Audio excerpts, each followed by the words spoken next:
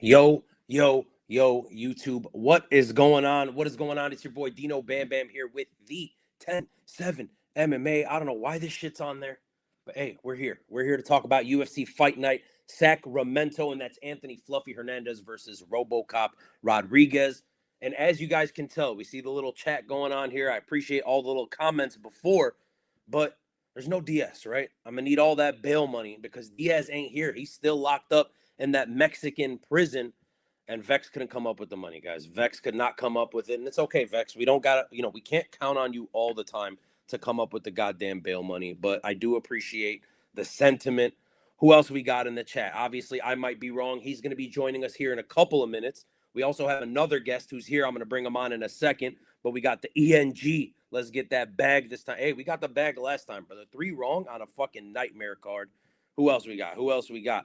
Misum Raza, we win in big. Hell yeah, big time. Diaz, bro, stop fighting the cartel and make predictions. I'm saying, and of course, Davey in the chat, big money. Davey, you already know the deal. So like I said, guys, pre-show live today, got a little bit of a stacked episode. We have me.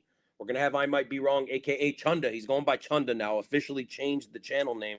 And right now, here in the flesh, we got my boy, another mainstay of this goddamn show. Ladies and gentlemen, MMA Toad. Toad, what up, my boy? I can't hear you.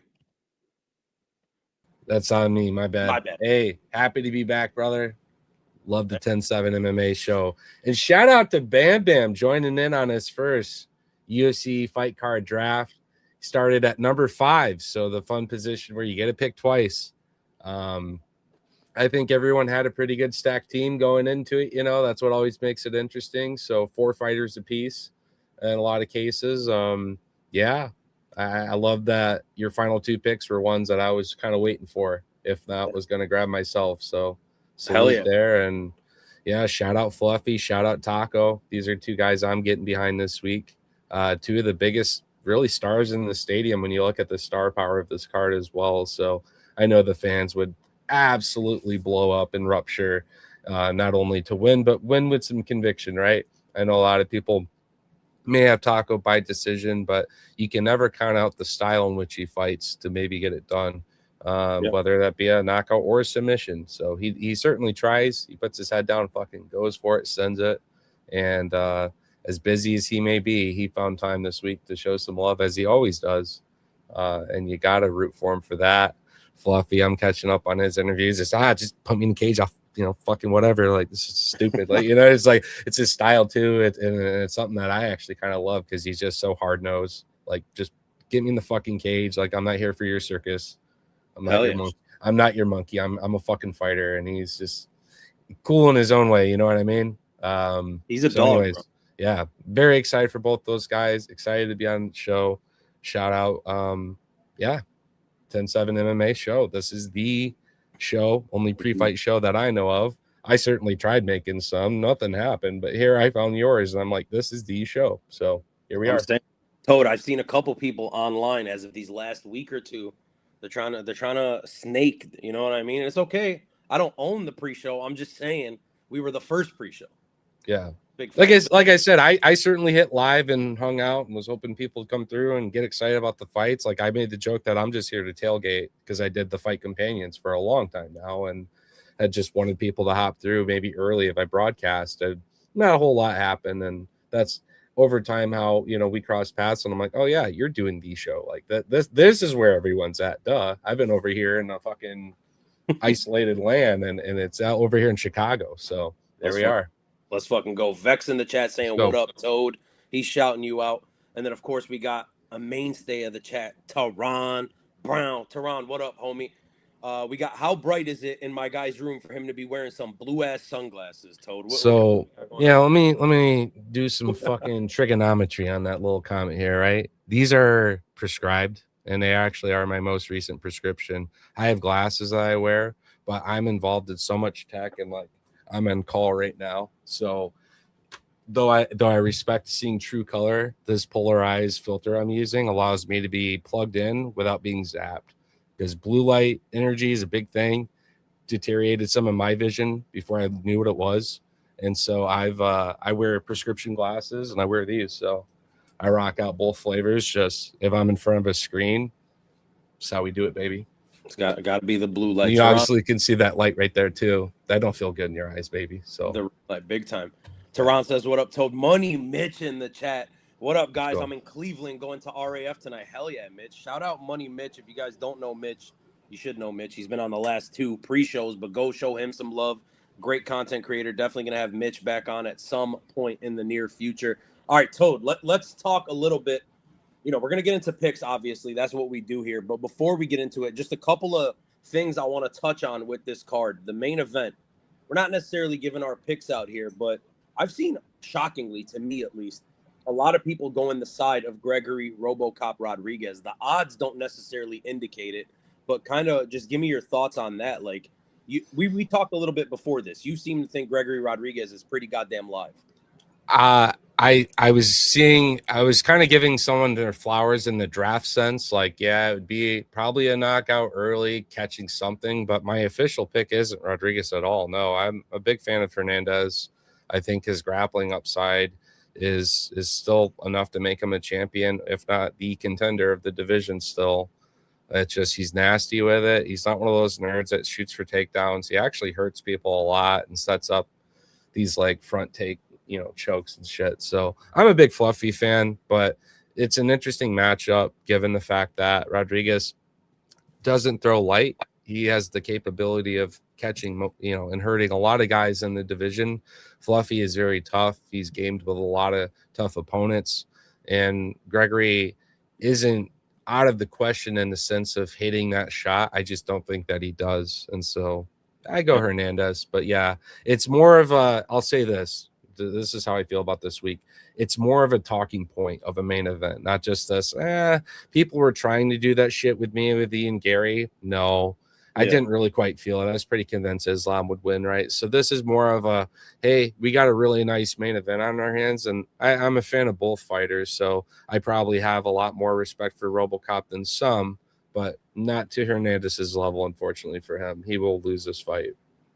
Sure. Yeah. I mean, I'm on the same side. We're obviously going to get into like more of a breakdown on the main event when we get there going through the card. But I do just want to say a couple of quick disclaimers, right? With Anthony Hernandez, I feel like a lot of people are on that, like, what have you done for me lately kind of thing, right? If we look back 6 months ago before the Sean Strickland fight, everyone was making Anthony Hernandez out to be the boogeyman of the division. Remember, he was going to beat Khamzat Chimaev. He was the one that had the grappling to do it. You get fucked up by Sean Strickland, who's the current world champion, and all of a sudden everyone thinks he's losing a Robocop, right? So there is that. The second thing I will say, I do agree with you. This is definitely more – the word competitive is difficult, right? Because I thought Ian Gary had no chance last week. Islam did win the fight, so I was proven right in that sense. I'm picking Anthony Hernandez in this one, but Gregory Robocop Rodrigues, the danger is definitely there early. So this like popular narrative that – everybody's fucking spitting is true. It's Robocop is dangerous as fuck early. The later we get, the better it is for Fluffy. So we're going to get into all that, but I just want to say, guys, if you're not confident or comfortable in it when it comes to the bets, you don't have to bet the main event. I know everybody wants to bet the main event because it's like the fucking, the thing to do. There's a lot of money to be made earlier on in this card. So like if you're not comfortable, and I'll always be fully transparent with you guys where my confidence lies. Yes, we did go perfect 2 out of 4 cards. That was amazing. You're never going to go fucking perfect. It's super rare. So just pick and choose your spots. You don't ever have to go like full fucking card parlay. That shit doesn't happen. But going to the chat, Toad. Cody says, sub, what up, brother? I'm worried about Hernandez getting caught in a sub. It has happened before. We'll talk about it, my boy. Persian brand risk card is more entertaining, sadly. King Michael, let's go. Pavel back in here. Hernandez has only been subbed by a Brazilian. Are you concerned that Hernandez practicing with Robocop that he's going to decide to strike? What do you make of this, Toad? I think that it's in his nature that he's still going to mix it. I can't imagine the game plan with Hernandez is to do it any different than all your other opponents. He pressures. He's a pressure fighter. That's why he was being, compared to Merab a bit in the way that he fights. He's going to come forward. He's going to be really tight, working off a side, feeding shots. And that's the thing is Hernandez does have these nice looping follow-up shots. I don't see – he's the kind of guy that's not in here to play the politic game, the political game of who's at my gym and who's not. He's really just a grit fucking dude. He's pretty raw. And I see Hernandez just fighting his same fight regardless of who his opponent is. He has very clear intentions of wanting to go back and run for the belt. He's not talking about winning a fight. He's talking about accomplishing a goal. And I can get behind a guy like Hernandez, who was streaking very well heading that way until he lost against still one of the best resumes at middleweight, right? Strickland is an incredible MMA guy to lose to. Simply put, his middleweight career is phenomenal. And sometimes when he's on, that's all it takes.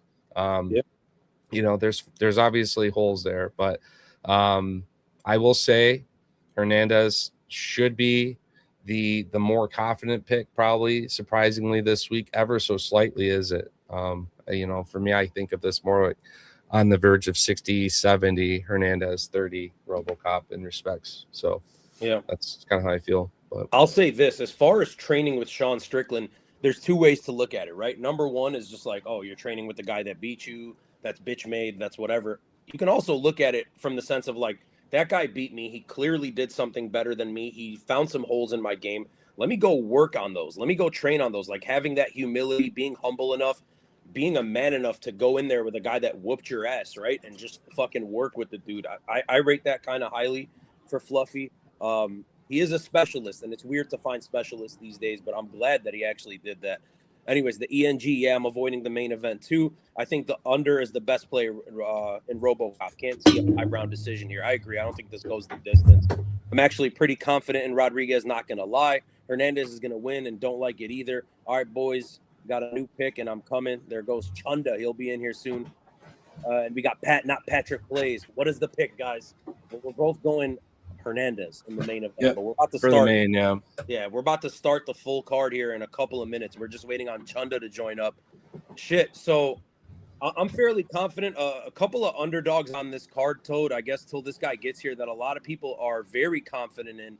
And I'll be honest with you, I'm kind of swaying, right? Like and I'm trying to find it on my list here. Shamil Gaziev, Kennedy, and Zechiku, right? I was looking at this fight, and I feel like everybody's going with Kennedy. And if you know anything about me, I'm a huge Kennedy fan. I've always been a fan of Kennedy.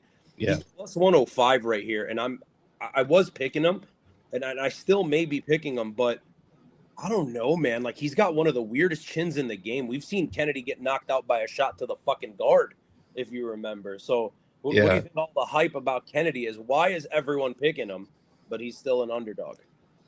I still think it's one of those things that he finds himself up against a proper blob of a heavyweight, and the fact that he's always had success with his striking more so at range. You have a guy that is very capable of closing that gap and getting him in these positions where he can't really open up. And then if you're introducing the striking and the wrestling, you know, while clinched up and against the cage and winning moments in the fight, Gaziev is a pretty respectful pick in that way. So it's not a high confidence pick.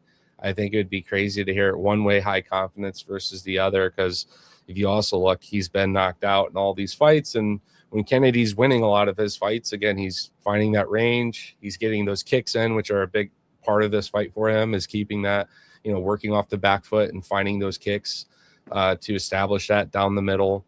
But, dude, Shamil, kind of a bit of a pumpkin head. It's going to take a few of these fucking kicks. It's going to take a few of these punches. He's still a light heavyweight making that transition. And I think that maybe he's going to have better output on some of his opponents. But to sit there and act like he's going to hit all these one-hitter quitters, I think we're going to see that start to fade. And as that does, this is an opponent that, am I high confident that he hits it with conviction early? No, I'm not. But Kennedy is ever so slightly the pick. But I'd put caution next to that fight all day. So big time. And we're definitely going to talk about that one a lot. Johnny Blaze says Robocop is a BJJ champ, and that is something we definitely needed to touch on when we get to the main event. I would be intrigued if he tries to take Fluffy down. Just quick opinion on that. Johnny, I don't think so, man. I really don't think so, because what we know about Fluffy is that his cardio is fucking unbelievable, and we've seen Robocop fade in 3-rounders. I doubt he's going to want to play that game, because if he does get a takedown, or even if he fails a couple of takedowns early, that's going to sap his fucking tank, and then Fluffy runs away with it. So I don't see it, but, you know, it is there, I guess. I mean, like, if we get to the ground, there's danger. Let's put it that way. I mean, your predictions make it feel like you have a crystal ball or some shit. Lock in, boys, 13 for 13. We're trying, brother. Every fucking week we try for you guys, and if we don't do it, just don't fucking leave. You know what I mean, Raza? Like, come on now. Dr. Carl Troz, what do you guys think of the de Ridder Douglas parlay? Think it smacks. They're both quitters. So I wonder if I'll get cooked for trusting them. Toad, I'll let you take this one. Toad is the betting guy, guys, right? We be doing the picks. Toad is up how many fucking units? If you can give him a quick breakdown on what you think of this parlay. Chunda's in the chat. We're going to bring him in as soon as you're done, Toad. Go for it. For sure. Yeah, no, last year wasn't anything like groundbreaking to be considered a tyrant in the game, but I still am pushing 100 units almost every year. Last year we did 94. This year we're already pushing 70 during the summer. So last week was a 10-unit card for me. I'm looking forward to this one. There's some good finishing upside, a lot of first-round props as well. de Ridder, Douglas. Douglas actually looking like one of the guys I could believe more early into the fight. I do believe in de Ridder getting it done, but likely having to build into it, and that's because you got to respect Dolidze. Bit of a fucking iron chin as well. Shout out, Dolidze. He had a 7 and 8 leg parlay going into his fight with Marvin Vettori, and I had the same distance parlay to the main event, fired twice, over and under 4.5. So it didn't matter how that fight ensued. I knew that I was walking away with a 60x slip and an 85x slip, and I ended up hitting the 85. So yeah, it's fun. Douglas, I do like. I gave caution to the wind with this, and I'm hedging with Emmers in the early round knockouts because he is live too. It's going to be a gunfight, and the gunslinger is going to be my official pick. But it's another one of those things where, dude, given the style of everything, we saw it last week with Wells. I threw caution to the wind. I got laughed at. Wells opened up, had some nice striking early that respected the grappling, and he cinched up a submission that he had practiced. And I didn't have the submission, but I definitely had some money on Wells to hedge and return some.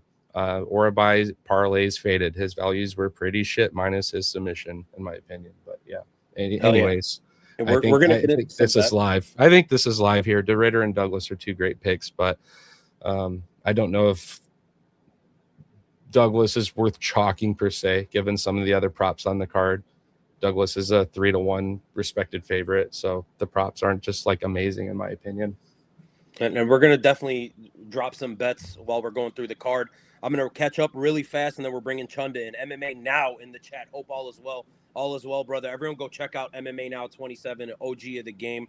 Real Showbiz. Asked, does Toad have a YouTube channel? MMA Toad. I do. I've been kind of in and out in the game. I've had some collaborative things I've kind of fallen through, and I'm just like, that's too bad. I try to do my own pick sheets, but generally I'm hopping on shows like Fight Fiend Forecast as of late, and obviously here now 10-7. Prior to Fight Fiend Forecast, I was a part of this show for some of the pre-shows as we talked on the opener. There just wasn't any, and I was live to myself hoping we'd have people come in talking about fights.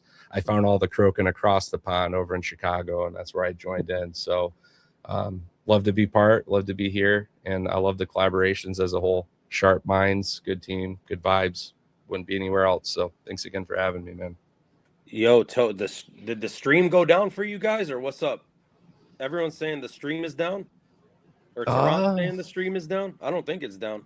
Time's ticking live. Someone might have like some personal connection issues, maybe. But yeah, show's live. I hear you fine. I hear everyone else fine. There you go. Best betting platform. Whatever the fuck works in your area, Adam. Whatever's giving you the best odds. Nice, bro. Sounds solid. My hedge is Emmers over 1.5. Dolidze over 1.5. Got them hedged with the Hernandez fight. Tehran says, what the hell happened to the stream? I don't know, brother.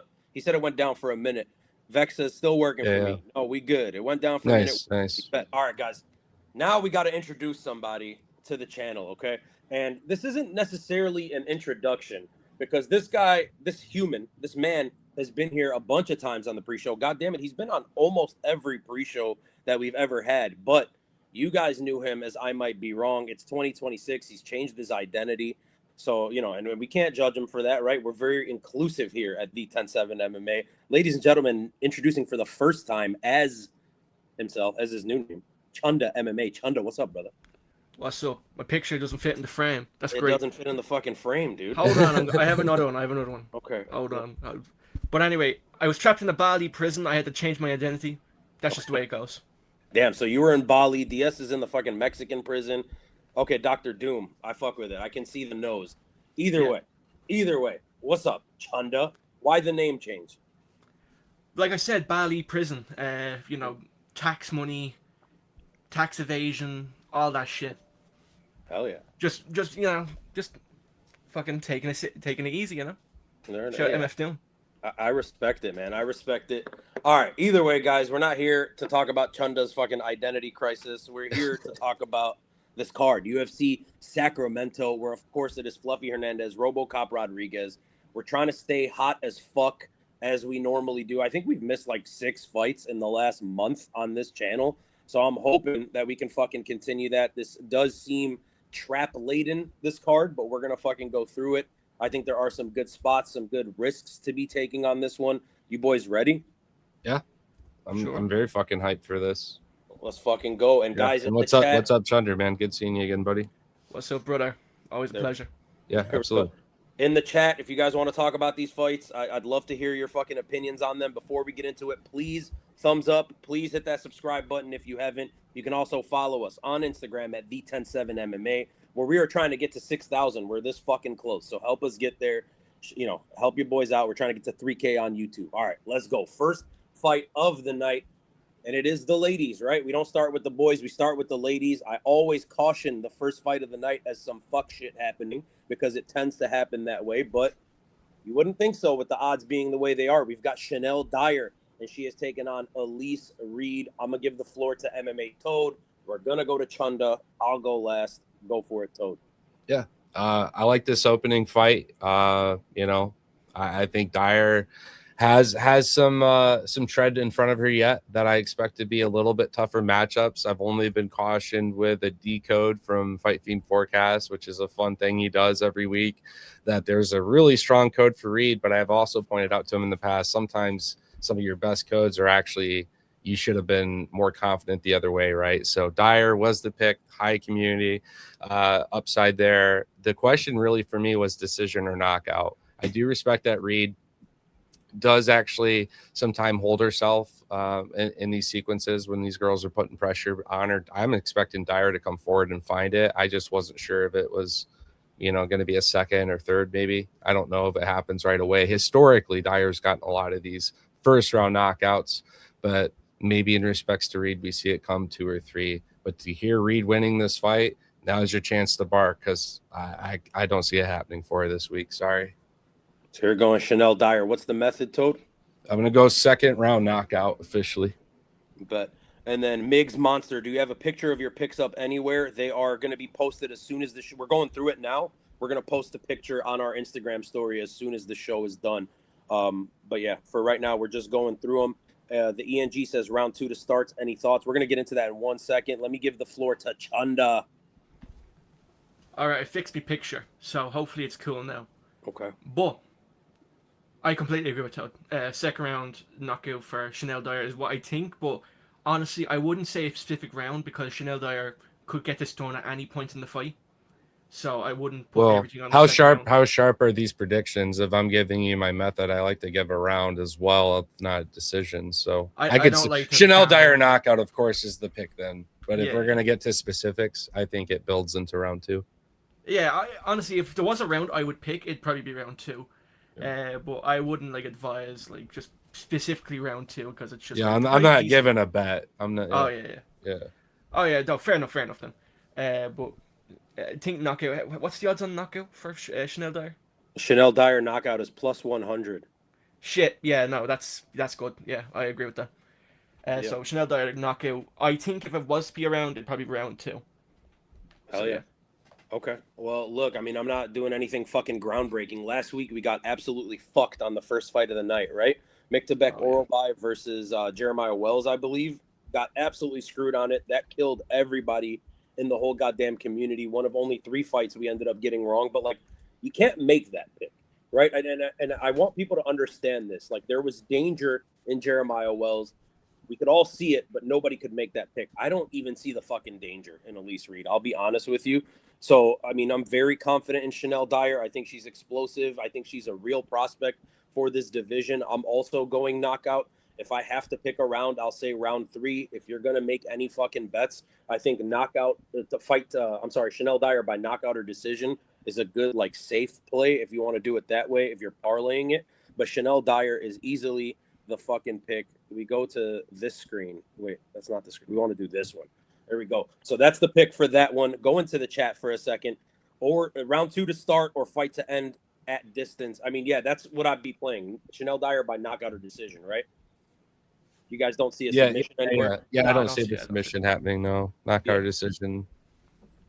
But Fight Feed in the chat. Guys, go fucking check out Fight Feed, an awesome content creator, constantly going live, constantly making some great fucking videos. I watched your video last night, Fight Feed, about the what the fuck is it about Dana White's like money breakdown with the Contender Series, guys. Great shit. So everyone go show Fight Feed some love. A former Chicago boy himself. Now he's out in Arizona. Oh shit, it's Chunda. It is Chunda. Young or Dorsonville. We're about to get there, and I might throw you the fuck off. My guy Fight Feed says thank you. I appreciate you, my boy. I always appreciate you dropping in. Anytime you want in, you let me know, and we'll send you the link. The ENG says round 2 to start. Pretty confident. How do you guys feel about that? I'd stay away from start to round 2 because Dyer historically has a lot more first round knockouts than ever. It's just this thing as you build into higher competition, you start to find more second 2s and more second 3s. So no, stay away from round 1 specific or round 2 specifics this week. I come from doing just a draft a minute ago, and I like to give very specific breakdowns. So mine was a second round knockout, but I'm not betting a round specific for her. Boom. Chunder, any thoughts on that? I would avoid that because, like, honestly, the way this matchup is like made, it feels like it's made for a highlight reel for Chanel Dyer and a good, like, a bang to the card, like a great start to the card. So I think the possibility of a round 1 finish is very high. But then also you gotta consider it's ladies, it's women's MMA, right? And historically, even though it's a slightly lower number, it is a lower number on finishes. So always be wary of women with finishes. I know that sounds like sexist. It's not, I promise you. Yes, sir, says Fight Feed. Fuck yeah. So we're all on the Chanel Dyer by finish side there officially. This fight, I'm sure, is going to have some people split in the chat. It is Jackson McVeigh versus Wes Schultz, two dudes with just fucking gorgeous locks, just unbelievably good hair genetics, and I'm jealous of that. Look at this shit. I'm jealous, dude. I got fucking nothing going on up top. That's fucked up. These guys took all the goddamn hair. Jackson McVeigh, Wes Schultz. I'm going to give the floor to Toad. Go for it, my boy. Yeah, I was kind of jealous. I cut my Diego Lopez fucking floop in the back so many, like a year ago or so. Not even, I miss it. And this fight was one of those, like the Spider-Man little weigh-in gig. That was funny. The way this one ensues and the way it's expected for me, and Tapology reflects this. Jackson has a good striking upside against Wes Schultz, who has a great grappling upside, sure, but McVeigh's live there too. I'm a huge believer in club and sub. The only worry I have with Jackson is sometimes as he lets go, he loses position a little bit. He does open himself up, and that's where someone crafty like Schultz could find his way. But more than anything, I expect McVeigh to hit the shot and maybe even find himself counter grappling the efforts of Schultz to keep it on the feet, keep it standing, because I just don't see a way for Schultz on the feet to get it done. So fight by finish is a pretty good prop this week. If you can eliminate the round to get better value, it's what I did. I have this fight not to start round 3, and I expect McVeigh gets it done inside the distance. By finish is the safest way to say it, but I believe it's a knockout. Boom. Love it. Chanda. All right, so this fight is weird to me because, like, Jackson McVeigh is very underrated to me, but Wes Schultz is the type of guy to just throw up a twister or like a Solomon stretch, or something weird like that. And I fully expect Jackson McVeigh to beat him up on the feet. I truly believe he's way better on the feet than Wes Schultz. Wes Schultz will probably do some spinning shit and get clipped. Mm-hmm. But if it does get to the ground, there's a high chance Wes Schultz throws some bullshit up and gets a fluky one. Yeah, so, like a off the back submission, like a triangle, like you're saying. Yeah. So I would agree, like, fighting not start round 3. I would 100% do that. But my official pick is Jackson McVeigh by knockout, rounds 1 or 2. But, just fight not to go the distance is pretty, like, a solid one. Big fucking facts. And hear me out when I say this, right? Wes Schultz is fucking terrible on the feet. Like, he is awful. Not only is he not UFC level on the feet, he is not PFL level. He is not LFA level. He is not CFFC level. Like, this motherfucker is a miserable, miserable striker. There is zero danger in Wes Schultz's hands. The danger with Wes Schultz, obviously, is in the submission skills, where Jackson McVeigh is pretty okay, right? He's a solid submission artist himself. Jackson McVeigh, guys, for those of you that don't know, is one of those guys that comes out there fucking bad out of hell. He's immediately looking for the finish. Every single one of his professional wins, which is 7 of them, are all first round finishes, okay? And then every time he's gone to that fucking second round, which has only literally been once, he lost that fucking fight, okay? So that's Jackson McVeigh. We expect him to gas out if he doesn't get the finish early. I think he does get the finish early. So the official pick is Jackson McVeigh round 1 TKO. I think he drops Wes Schultz, hurts him like early, finishes him up against the cage. But I did say this on the Wednesday show, and I'm going to say this again, okay? This is one of those opportunities where live betting is a very high possibility. Because think about it. If Jackson McVeigh goes out there the way we expect him to, he's going to beat the dog shit out of Wes Schultz in this first round. If it doesn't end in that first round, he wins the round. There is no way he loses the first round unless he loses the fight, right? So these odds are going to swell even more. At that point, I'm sprinkling on Wes Schultz because he's going to be a massive underdog. And we don't know Jackson McVeigh's cardio. I mean, we know it's not great, but we don't know what he's going to look like. We don't know what his submission skills are going to look like. His grappling is going to look like as he's tired. So if this gets to round 2, sprinkle on Wes Schultz is what I'm doing. Otherwise, I'm fairly confident in Jackson McVeigh finishing this fight early. I will say, disclaimer, these guys are both pretty dog shit. Pretty dog shit fighters, pretty low-level fight. So just be careful. Don't be dropping your fucking money if you don't, got it like that.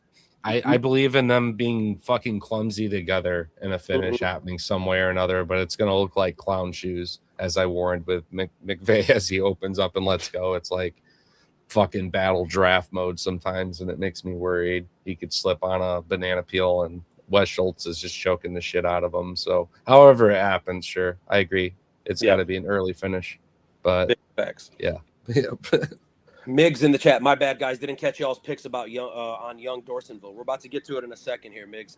Vex says the new I Might Be Wrong profile picture goes hard. That's chunder to you, Vex, says Ethan Ewing Glazer. Fight feedback in the chat. All due respect, I cannot fight, but I favor my striking over Wes Schultz. And that's what the fuck I'm saying. If you've taken like one cardio kickboxing class and you played any kind of sport growing up that involves your hands, you're probably a better striker. Right? Yeah. Like if you played baseball, you're way better with the hands. Played football, you're probably better with the hands. He's got no fucking hands. It's crazy. We're sprinkling on the dog on this one. Well, wrestling. That's a big one. We'll chill on the Jesus lookalike. So fight to finish under 100%. 100%. That. Yes. 98%. Let's put it that way. I don't want to be that guy. But here we go to the fight that who was it? Who wanted to talk about this? Where are we at? It was Miggs wanted to talk about it. So Young and Dorsonville. We've got Gage Young taking on the debutante Stanley Dorsonville on somewhat of a short notice. I'm going to give the floor to MMA Toad, Gage Young, Stanley Dorsonville. Yeah. I'll be honest, guys. I originally opened with Young, and then as throughout the week, as I had more time to just go back, check some fights, I actually started being a little hesitant with my pick. And then the ceremonial was kind of the thing that solidified it. I do think that in this fight, Stan, it should be a good close fight overall, but I think Stan walks away with it. I wasn't confident on the method if it would be like a decision, but from what I'm seeing, he's getting a lot of these guys down early and just choking them out and just fucking drowning them. And I don't know if Young's able to like put up a better fight, but for some reason I just was feeling like we'd see a second, third round. But yeah, nonetheless, this is a pick swap for me. My early picks for the week, I had Young, started watching more on Stan and kind of pumped the brakes. I think this dude's live. Was worried about seeing maybe how he'd show up given the notice and the cut and all that. And no, Stan's here, dude. I think he's going to show up and maybe surprise a lot of people because Young, 70% or so on Tapology believe in Young getting this one done. So just another fight I'd be a little cautious of overall, but ever so slightly, I'm gonna fade Young. I don't think he's bulletproof in what I've seen in his 11-3 professional career. He is a go-getter. He's going to march forward, but I don't have enough belief in him this week against the threat that's going to come from what we're going to see. I think this fight does go to the ground a bit, and we could see a sub or a finish, but we'll have to see if it's late or not. Like I said, he's gotten a lot of them in the first. There it is. So you're going Stan Dorsonville by finish, right? Yeah. Yep. You bet. Chanda. This is gonna sound super mean, and I'm sorry in advance, but I had this whole fucking thing rehearsed in my head. Uh, Okay. I think this is gonna be a Gage Young first or second round knockout. Okay. I watched Stan Dorsonville's last 2 fights, and I even looked through the records of the guys he was fighting. He fought a 4-0 guy, but that 4-0 guy had 3 fights flagged for issues with legitimacy. So I just can't trust that. He looks very good with the wrestling, but I think on the feet, I think Gage Young pieces him up, and I think he TKOs him in the first or second. Okay. So you're going Gage Young early knockout. I'm gonna say this, man. I watched a lot of film on both of these guys, right? When it comes to Gage Young, what I noticed is, yes, he's good on the feet, right? He's touching everybody up, but he's a volume guy. Like there's no real power. He dropped Thiago Moises in the 3rd round of that fight, ended up winning a split decision.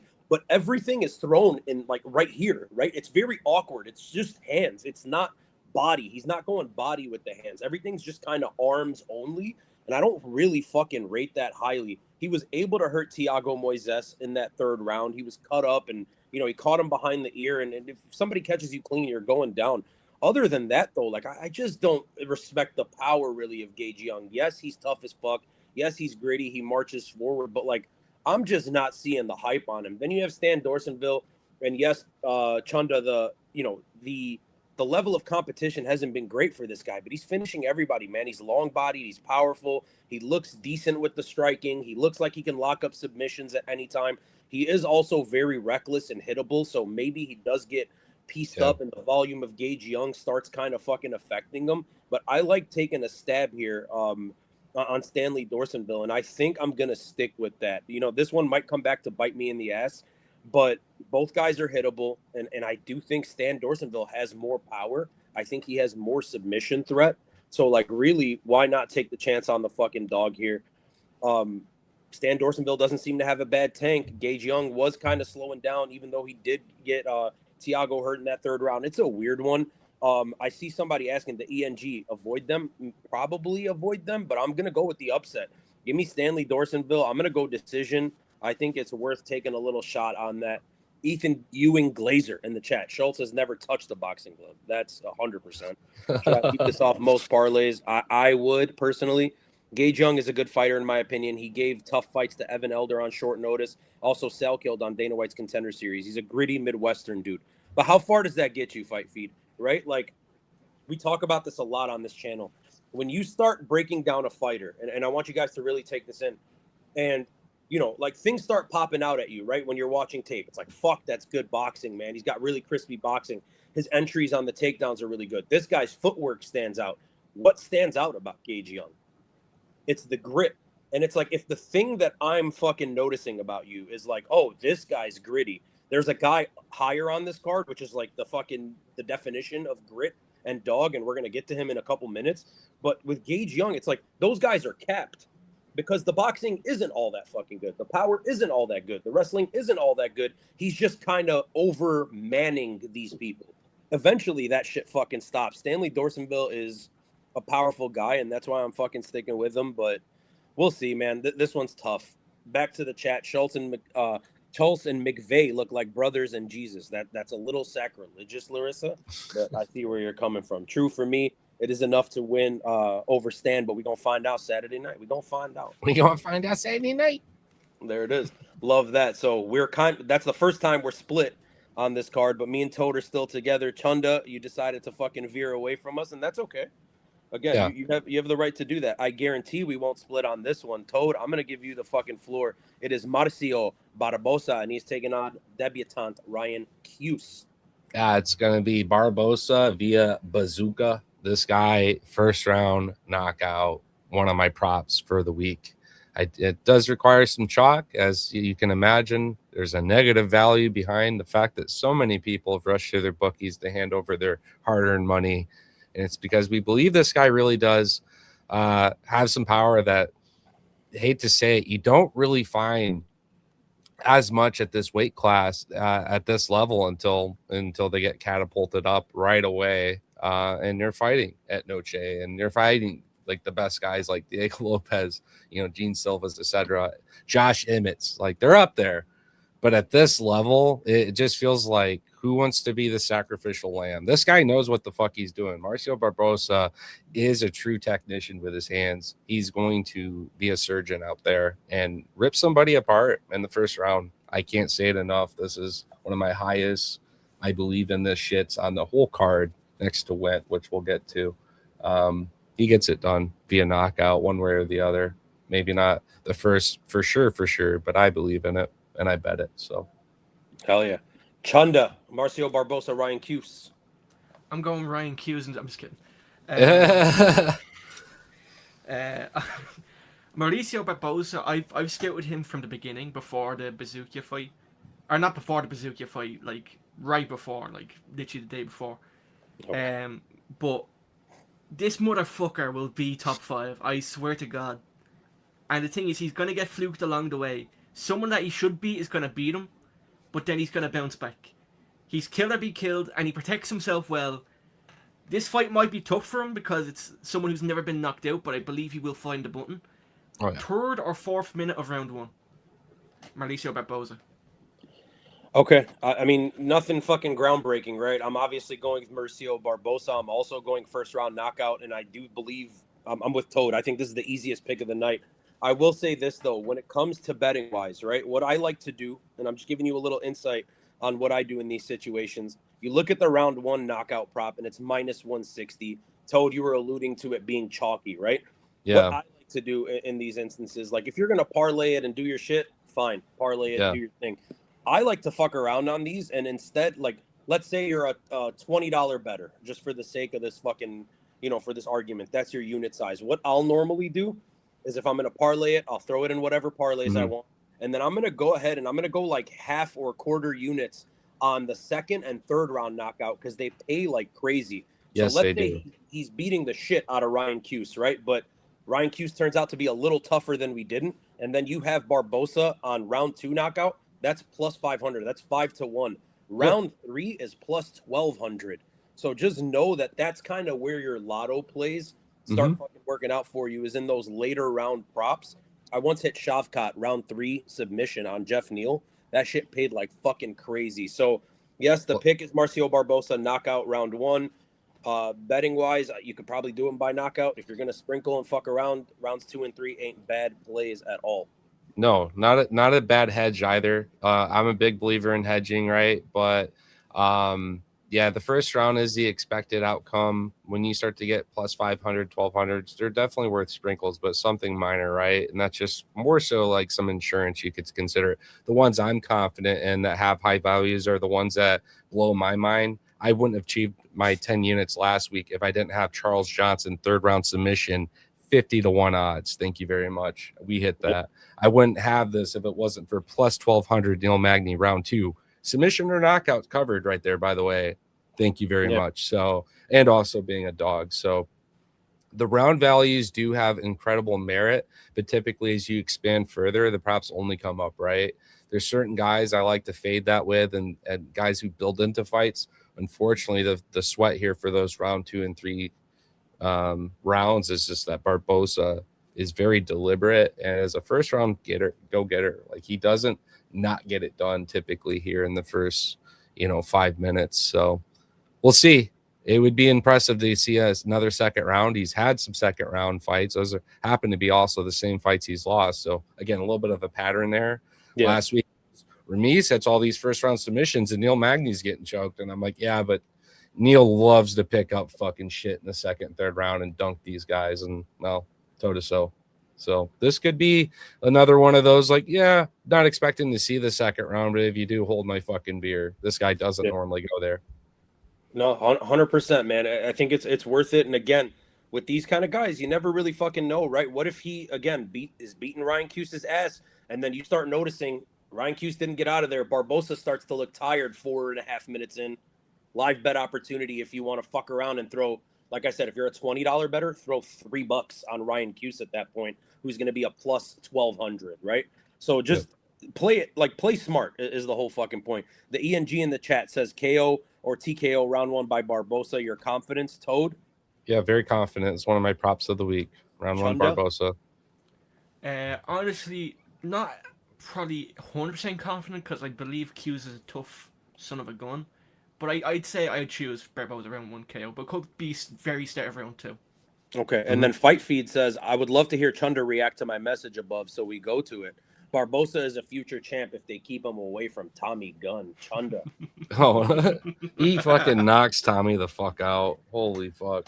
Not Bro, even a are joke. you Tommy fans before I go on this little tangent? He got me some great views on Instagram, but besides that, I don't give a fuck. Okay. When your boy Barbosa. stops getting favorable matchups, we'll see how he is. We'll see how he is when he stops getting chinny people, okay? We're going to find out Saturday night. We're going to find out Saturday night. Tyler Betts in the chat. Yo. And he says, damn, that energy play was dope, Toad. Crazy odds. And that's what the fuck Toad does. That's baby. I'm a value guy, too, in a sense, unless there's some chalk I'm getting behind. I don't normally chalk. I'm normally value. Comboing Charles 2 and 3, Neil Magny 2 and 3. I've made so many MMA dollars that have achieved my personal milestones thanks to fighters like that. So I can't help but love it. I got Neil Magny, member of the Mud Hut. Would love to get energy in there. I know you guys have that history. Let him know Mud Hut's going to throw out a fishing line for him and have him tap in with the boys. Because I've always been a fan of energy, and I just like that he's live. You can't take a guy like him and count him out of a fight late, middle, start. He comes after it. Some fights obviously better than others, right? But overall, he's achieved quite a bit, and I'll always back energy. So good love. Shout out Energy, friend of the channel. I spoke to him like 2 weeks ago, and he said he was down to do something again. So I'll shoot that invite, Toad. I'd love that, man. That'd be sweet. And then peep this. What a great transition you just fucking had. Because speaking of friends of the channel, we got the newest friend of the channel here at the 10-7 MMA, Chris Taco Padilla. We did an interview with him earlier this week. If y'all want to check that out afterwards, by all means, go do that. Anything you do here, press the little fucking thumbs up and the subscribe button. It helps the algorithm. It helps you boys out. We got dreams we're trying to fucking achieve, okay? So I'm doing it right now. Fuck yeah. There we go. Nasrat Haqparast taking on Taco Padilla. Toad, I'm going to give you the floor. I keep pressing the wrong button, but there you are. This one down. You're good, bro. No, big fan of Taco. I remember when he made his UFC entrance.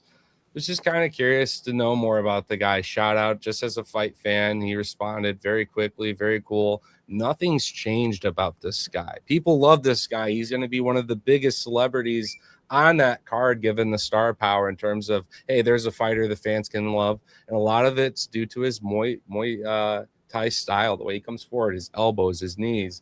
He's a guy that grits down, throws some fun shit, and gets the crowd kind of oohing and ahhing a bit. But outside the octagon, I've never really met too many people I can say have like truly as chill as Taco Padilla. So obviously the pick this week, I've heard a lot of conversations. Is it going to be a decision? Nasrat's find a way to like be a slippery little fuck in a lot of his fights. I can't believe someone like Esteban, couldn't get, catch him at least one time and hit the button. But he does find his way to a lot of decisions. I really think that we find Taco in his like historic like work. Sorry, I'm on call. My shit's blowing up right now, for fuck's sakes. You fucking idiots.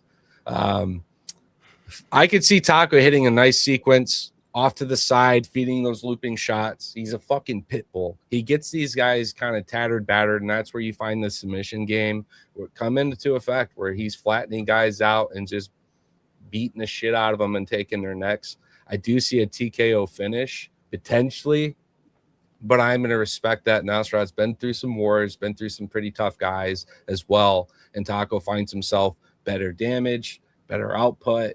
And yeah, I'm expecting some of that control time too as he's feeding that shit through. So give me Taco via decision as an official pick, but man, I'm not confident that it's not a finish either, given the fact that he is throwing elbows. He's throwing nasty fucking kicks, his knees. Nasrat could get out of there any moment of the fight just due to how Taco fights. So I respect him for that. There we go. Shout out Taco. Yep. Chunda. I might be formerly known as I might be wrong. All right. Thank you for that. Yeah. But I'm going to go Chris Padilla in this fight. I just feel like he's severely underrated, but the one thing that worries me, the UFC seems to not like him. Because that Markel Medeiros fight, I swear to God, I thought that was a 30-27 Padilla. And he was going to lose that fight if they didn't take a point away from Medeiros. So, goes to fucking show you. Anyway, I think this is a step down. I don't think Haqparast is as good as Medeiros. Close, but not as good. I think Padilla will volume him. I know Haqparast gets better as the fight goes on, but I just think Padilla's pressure is too much. I think a late TKO for Padilla or 29-28 is my pick. Okay. Sorry. Give me 1 sec. Boom. We're back on. Okay. Yeah. I mean, look, we did an interview with him this week. I'm going with the boy, and it's not just like, look, I've picked against people we've interviewed, so I don't want people to think I'm being biased at all, right? Realistically, I do believe Taco Padilla beats Nasrat Haqparast. I will say Nasrat Haqparast is a motherfucker to deal with, right? This is a guy with a good record in the UFC, a good winning record in the UFC. You look at his losses, right? And I'm clicking on his Tapology here. It's against high fucking level guys, right? So since he gets in the UFC, loses his debut, whatever, we can kind of skip that one. After that, a bunch of fucking wins, loses to Drew Dober, Dan Hooker, Bobby Green, goes on a massive win streak, and then gets slumped by Killen Salkild. Those are all guys that were at some point or another in the rankings, right? So the way I'm looking at it, do you guys think Taco Padilla is a guy that will get to the rankings? I think this is the fight that gets him to the rankings. If he wins this fight, he fights somebody in that top 15. Taco Padilla, for what it's worth, should be undefeated in the UFC, right? That last fucking decision, super weird situation. I agree with Chunda. I think it was 30-27 for him, but at work, I mean 30-26, right? There was a fucking point taken away. So look, man, I'm gonna pick him here.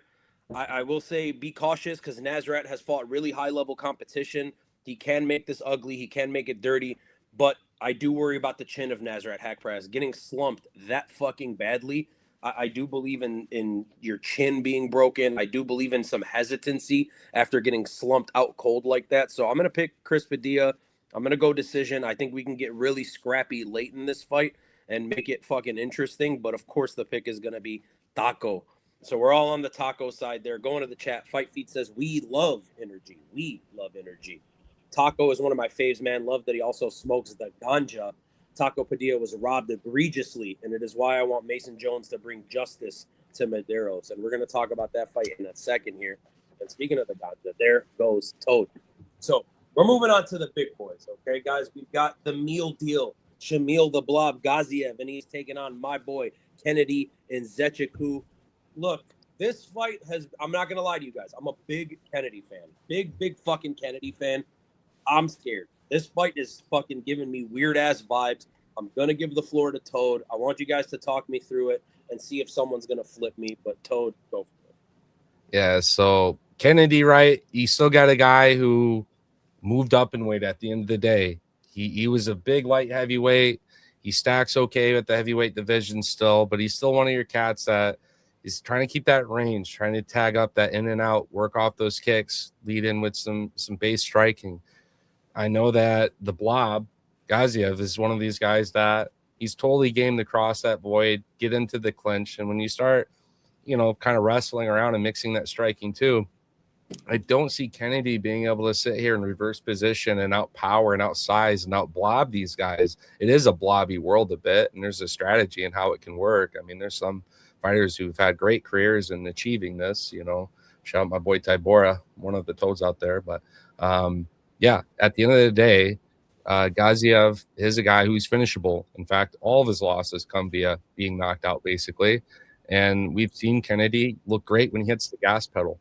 There's some hesitancy, again, due to the fact he's still moving up, and he's only going to continue to be tests. I mean, one time he showed up for a fight, and the guy knocked him fucking self out because he wanted to jump up and have his knees hit his titties, and he couldn't buckle the landing. You know what I mean? Like, sometimes that shit happens. But I bet you if this one starts, as long as, Gaziev doesn't go through the canvas, if he tried that shit, that pumpkin head's going to take a minute to crack. It's going to be a sequence that's going to take 2, maybe even 3 rounds. So I'm not confident in the fact that, again, he even gets it done. There's still some question marks here, but I am going with Kennedy.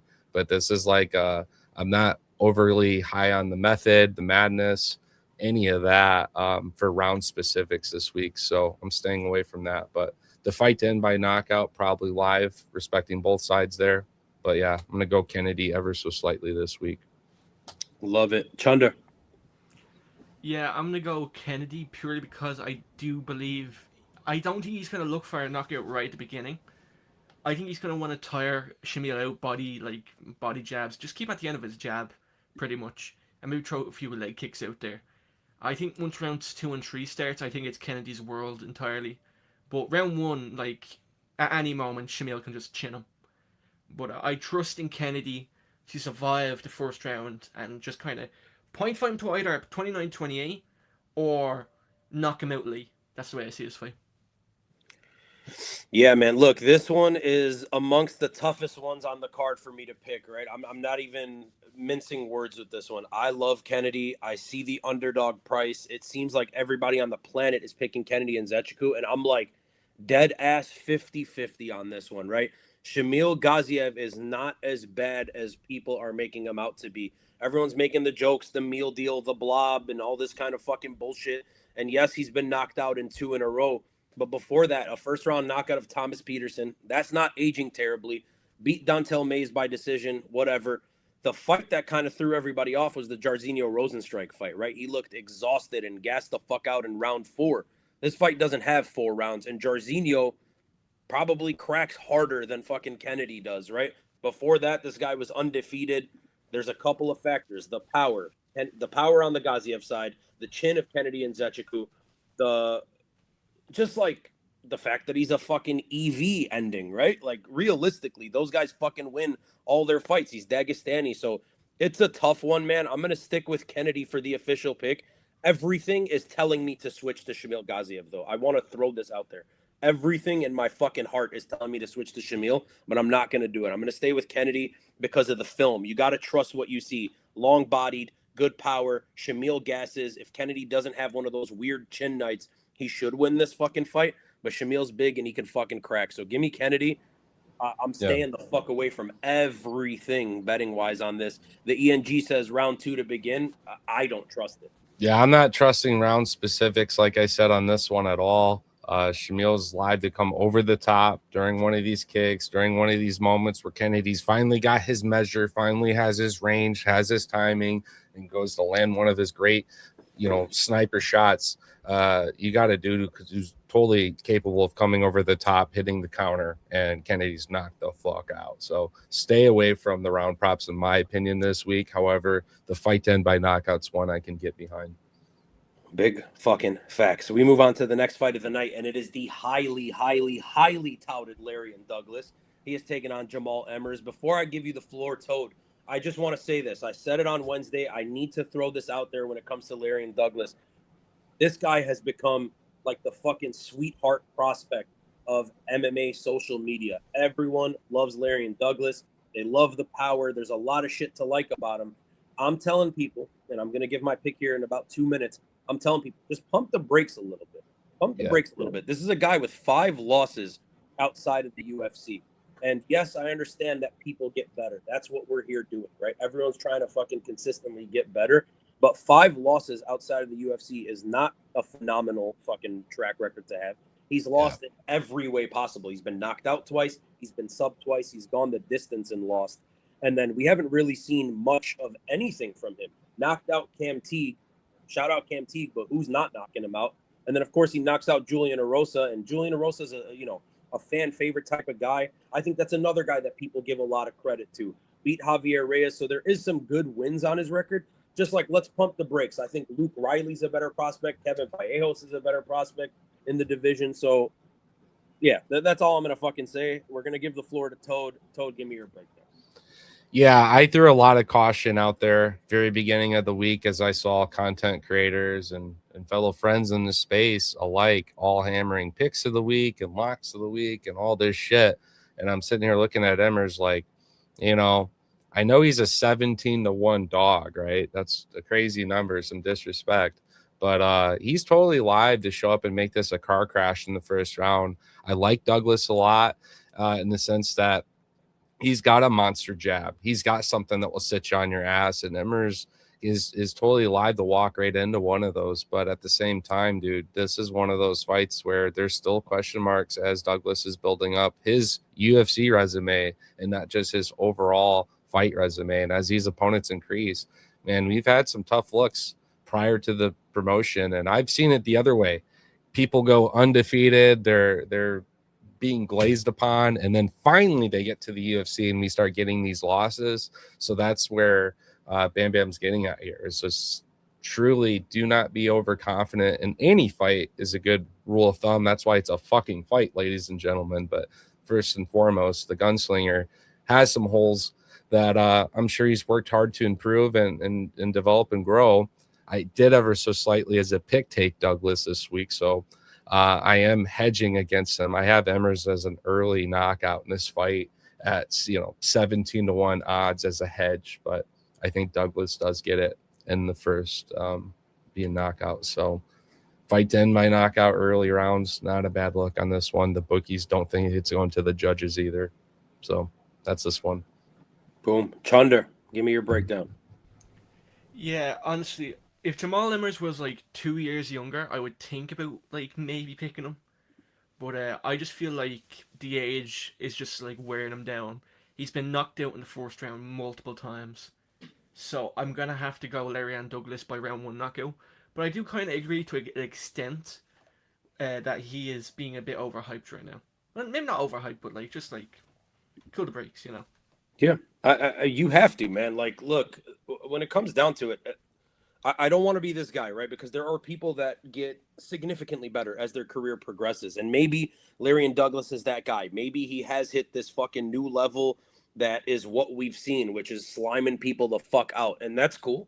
Good for him. I hope the fucking best for him, and I hope that's what he becomes for the sake of everybody on MMA social media so they can glaze the guy. Jamal Emmers is a fucking UFC veteran. Like, let's not fuck around. This guy has been in there with some high-level guys. He has a pretty good record. He's 5-4 in the UFC. I mean, he beat Haider Emil, who, yes, Haider Emil is kind of shit, but he's dangerous as fuck, right? Beat Gabriel Miranda. Knocked out my boy, Dennis Bazukia. Like, those are solid UFC wins. Split decision in his debut against Giga Chikadze. People want to make fun of what Giga Chikadze is now. That Giga was a completely different Giga Chikadze, right? So, I don't know, man. Like, just pump the brakes a little bit. Yes, I'm going to go with fucking Larian Douglas. I'm not stupid. He's very explosive, stupid power, all these fucking knockout wins. He probably does it again. I'll say round 2, maybe early round 3. I could see this dragging out and being like a little bit of a fucking war, right?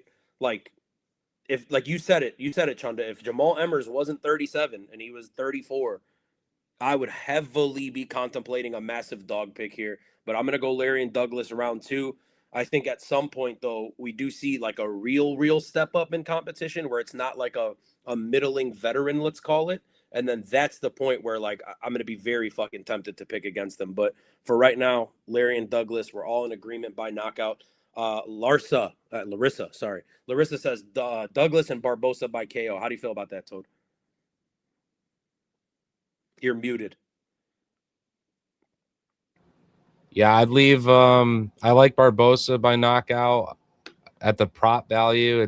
Douglas isn't a bad one. I'd also look at to see fight in by knockout because Douglas is so favored for his knockout. The fight to end by a knockout isn't going to be much more trailing. So as a parlay piece, it keeps it more alive because we just gave caution that I think that Emmers, is going to meet him in some kind of car crash here. And I do hedge the other way at 17-1 odds because in 17 fights, Emmers probably does knock him out at least once. That's how that prop works. So when you keep a record on it and you bet it 17 times, it hits, you make money overall. So that's a method of madness of mine. But yeah, I do have Douglas winning this. So probably leave him out, I'd say, honestly, unless you're truly confident Douglas hits it. I'm not with the flock of seagulls this week in the first round knockout prop. It just isn't high enough for me. Yeah. No, I agree. That's why I'm fucking around this week with a lot of 2s and 3s if I'm going to be sprinkling on the knockouts. I just want to say this, though. I look at Chunder.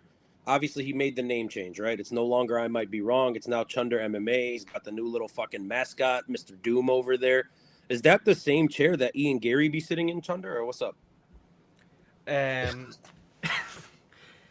It's the same brand, but I didn't get it from him. Okay, that's fair. Same store you bought it Support from? local Irish chair makers. Hell yeah, hell yeah. How's your wife feel about it? Listen, yeah, Okay, no comment. no Hey, let's comment. let's move on to some fucking baseball. Anthony Wint, and he is taking on Terrence Chapman. Anthony Wint making his UFC debut on fucking 10 days, 7 days notice, something like that. He fought on week 1 of Dana White's Contender Series, fought in the main event, got a super fast knockout, 20, 30 seconds. He's back in here immediately. This leads a lot of people to believe that the UFC wants to push the fuck out of this guy. This is, who they're trying to make the new Hamzat of the time, the new fucking B. Joe Pyfer of the time, whatever the fuck it is. A lot of stock being put in Anthony Wint, but it is heavyweights. There's always some danger there. Toad, I'm going to give you the floor. Anthony Wint, Terrence Chapman also making his debut, by the way. Yeah, Wint's another one of those guys for me. He was one of my other props on the card that I gave out last night with Barbosa, and I have them parlayed together for that matter. He's going to come out. There's just way better guys that awaits him. He does meet this. I'm an athletic heavyweight. I'm explosive. I come forward. Fuck your measure. Fuck your range. Fuck your timing. This isn't building up. It's right here, right now. He comes off the rip. And I think he hits his knockout within the first 3 minutes, actually. This is another, I have conviction in it. Now, I could, with the size upside with Terrence, I could see Wint coming in and literally spearing the guy, getting a takedown, ripping it to the ground, and just following up vicious ground and pound where there's just no saving Terrence. So whether it's on the feet flush or on the ground, that's to be determined. But I do know that Wint gets his hand raised, and yeah, Dana in the UFC, Bazarat wasn't obviously one of the guys that showed up and had like the craziest. I came from Contenders and shot on this card. The story with him and Hamza is what made that so cool, right? But no, Wint's one of those guys. I think they have intentions, and the quick, easy first round, pretty clean, pretty painless, because they're going to throw him on another card here in another, 3-4 months, I bet, and get him another look. This is a guy you can look forward to seeing fight, and I'm going to call it out. Would love to see him work his way up and fight Hokit. Would love to see two football motherfuckers duke it out and just being, they only know the gas pedal. They don't know brakes. Like, you don't teach that in football. You teach fucking gas pedal, majority of the positions and shit. So, yeah, here it is. First round. Play through the fucking whistle, Toad. You play through the fucking whistle. Yes, you do. Chunder. Yeah, honestly, Anthony Wint is one of those guys. I said it in my kind of picks stream for the Contender Series. He's good, but he should be a light heavyweight, in my opinion. I think he should try and make the cut. Like, I see him as kind of like he's a middleweight sized heavyweight. Yeah. And I just don't think that's good. I think for the fight right now, like Chapman and all that, he's gonna win because, let's just be honest, these are just fat asses they're feeding him. But when he gets someone, like, I know they're like big, but like when he gets someone like Gaziev, someone like Brando Pericic, hell, I think they're gonna feed him to Gable, because I think that's an easy win for Gable. I just think when he gets these real heavyweights, he's just gonna like fumble, because he's just gonna get with size. Like, even the smallest heavyweight right now, Rakic, only weighs 1 pound less than him. Yeah, and he's taller. So, yeah, and he's way taller. I just think he's gonna get to like maybe the top 15 after being gifted a ranking, and then just lose 5 in a row. Damn. I'm gonna go Wint here by finish first round. I'm not gonna put off a sub entirely, because I feel like Chapman could just like fall over and just give up his back and just get like a rear naked choke put on him. So yeah, I think maybe sub is live because there's really good odds on it. But I just go finish first round. Love it. And yeah, this is obvious from the UFC, right? Like, this is a situation where they want this guy, that they're turning him around fast, which means they want him to fucking win this fight. They want to build something at heavyweight. They want to start to build the division. We've seen it recently with Gable Steveson, and like, Anthony Wint fits the mold, man. He's super fucking athletic. He's super fucking explosive. He looks scary. He looks the part.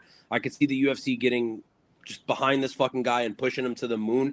Former NFL player, as Toad was mentioning, and when it comes to that, like there's a level of athleticism that I don't necessarily think a lot of people grasp. Like the NFL, the athleticism for the majority of the guys in the NFL, barring some positions, is like otherworldly top fucking 0.2% athleticism. Me and DS actually played high school football with an elite NFL running back, okay? And we're not going to throw names out there to dox ourselves and shit. First round pick, Super Bowl winner, fucking collegiate stud, Rose Bowl, all that kind of shit. The athleticism is fucking different, guys. It is just a different level of athlete. And that's the difference here. Because Terrence Chapman is like an okay heavyweight for blob type of fucking heavyweights. And he's making his debut here. Short notice for him. Anthony Wint is going to blitz through this fucking guy. He's probably going to put him out cold in the first fucking minute or two. We can see an early stoppage in this one because that favors what the UFC wants. So if Chapman gets in any sort of trouble, I see them just stopping it. Chapman's hittable. Anthony Wint is also hittable and all that, but I think his power just fucking shows and his athleticism shows. So Anthony Wint round 1 KO is the pick here. I will say this, Toad, I agree with you. They're going to turn him around quick again. I don't even think it's 3-4 months. I think we see this guy in a month from now. Yeah. No, I think there's a few fighters like that, right? Your early Tom Aspinall, so to speak. And to highlight him further real quick, while I grab something, he kind of did a good thing for the UFC with all of his YouTube blogs. A lot of guys that are competitive followed that shit because Tom was onto some things. He knew that being in instead of out and being athletic and being fast and having all these other looks you just don't see in modern MMA was what was going to lead him to become a champion very early on, bringing some fucking grit, some dedication, some grind to the sport, right? Not just being a fucking semi driver on the weekdays and a fighter on the weekends after how many burgers, like showing the fuck up, training real hard, being in when you should be out, etc. Tom Aspinall, midnight out of 25. His stock has faded severely since the whole I poke gone bomb fucking cheating. We all know Cyril Gahn is lame for that shit, but people have faded that stock of his given the injury, the severity of it, the fact it took surgery. It's been this long. There's fighters out there that are going to get these clean finishes, and eventually they're going to run out of guys. Out of the top 8 guys, I've beat half of them in the first round with a fucking jab. Like, who's next? And I could see this guy making that shockwave. However, to say that he's not capable of light heavyweight, I mean, maybe he looks like he could transition for sure.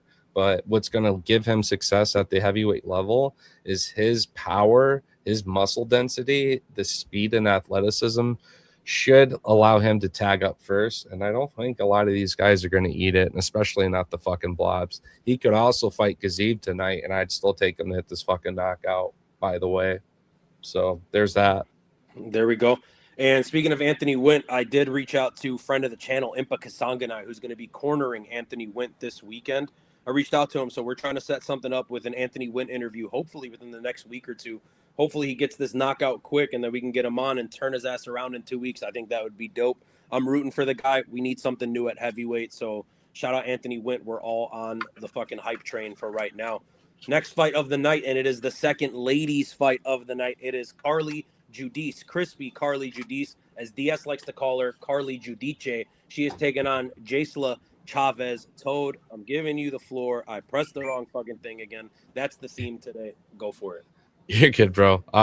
Yeah, Carly's a little bit of a pit bull. I've used that word a few times, but I say it when I find a fighter to be ferocious. They hit that gas pedal. They don't know any other way. They come forward. They send it. Judice, she's mixing these wonderful fucking kicks into her game. A lot of these girls that get rowdy, they just stick to the hands. What I like about Judice is she's ripping some fucking wonderful kicks and mixing it up at all times. And yeah, it's quite an interesting thing to see for people who are on the outside looking in. Like, why is everyone so high on the non-undefeated fighter that have almost the same amount of professional fights? And it's just because styles make matchups sometimes. And like, Carly is just one of these girls that, as much as people brag and get upset on the community of women's MMA, she's one that will never disappoint. They do a good thing by making her fight in front of people who pay for tickets. She shows up. Now, I'm not confident this is a first round thing. I expect this to be a second, third round finish, but I like Giudice by getting a potential second, if not third round knockout this week. And I know I was writing that Dyer knockout earlier on my draft show with Fight Fiend Forecast. Had the awesome guest appearance from the debuting, the 10-7 MMA showing up, making an appearance there. And he took Carly by that knockout. And I'm like, brother, we should parlay that, because truly I believe in both women hitting their knockouts on this card. And yeah, that's my prediction. I think it comes in, if not the second, if not third round, via some kind of kick or some crazy shit. Boom. Chunder. Yeah, this fight is close to me, but it's like I see Carly Giudice just being more aggressive, and I think Chavez is taking a lot of damage in her career. So I see a Giudice KO as well, late rounds 2 or 3.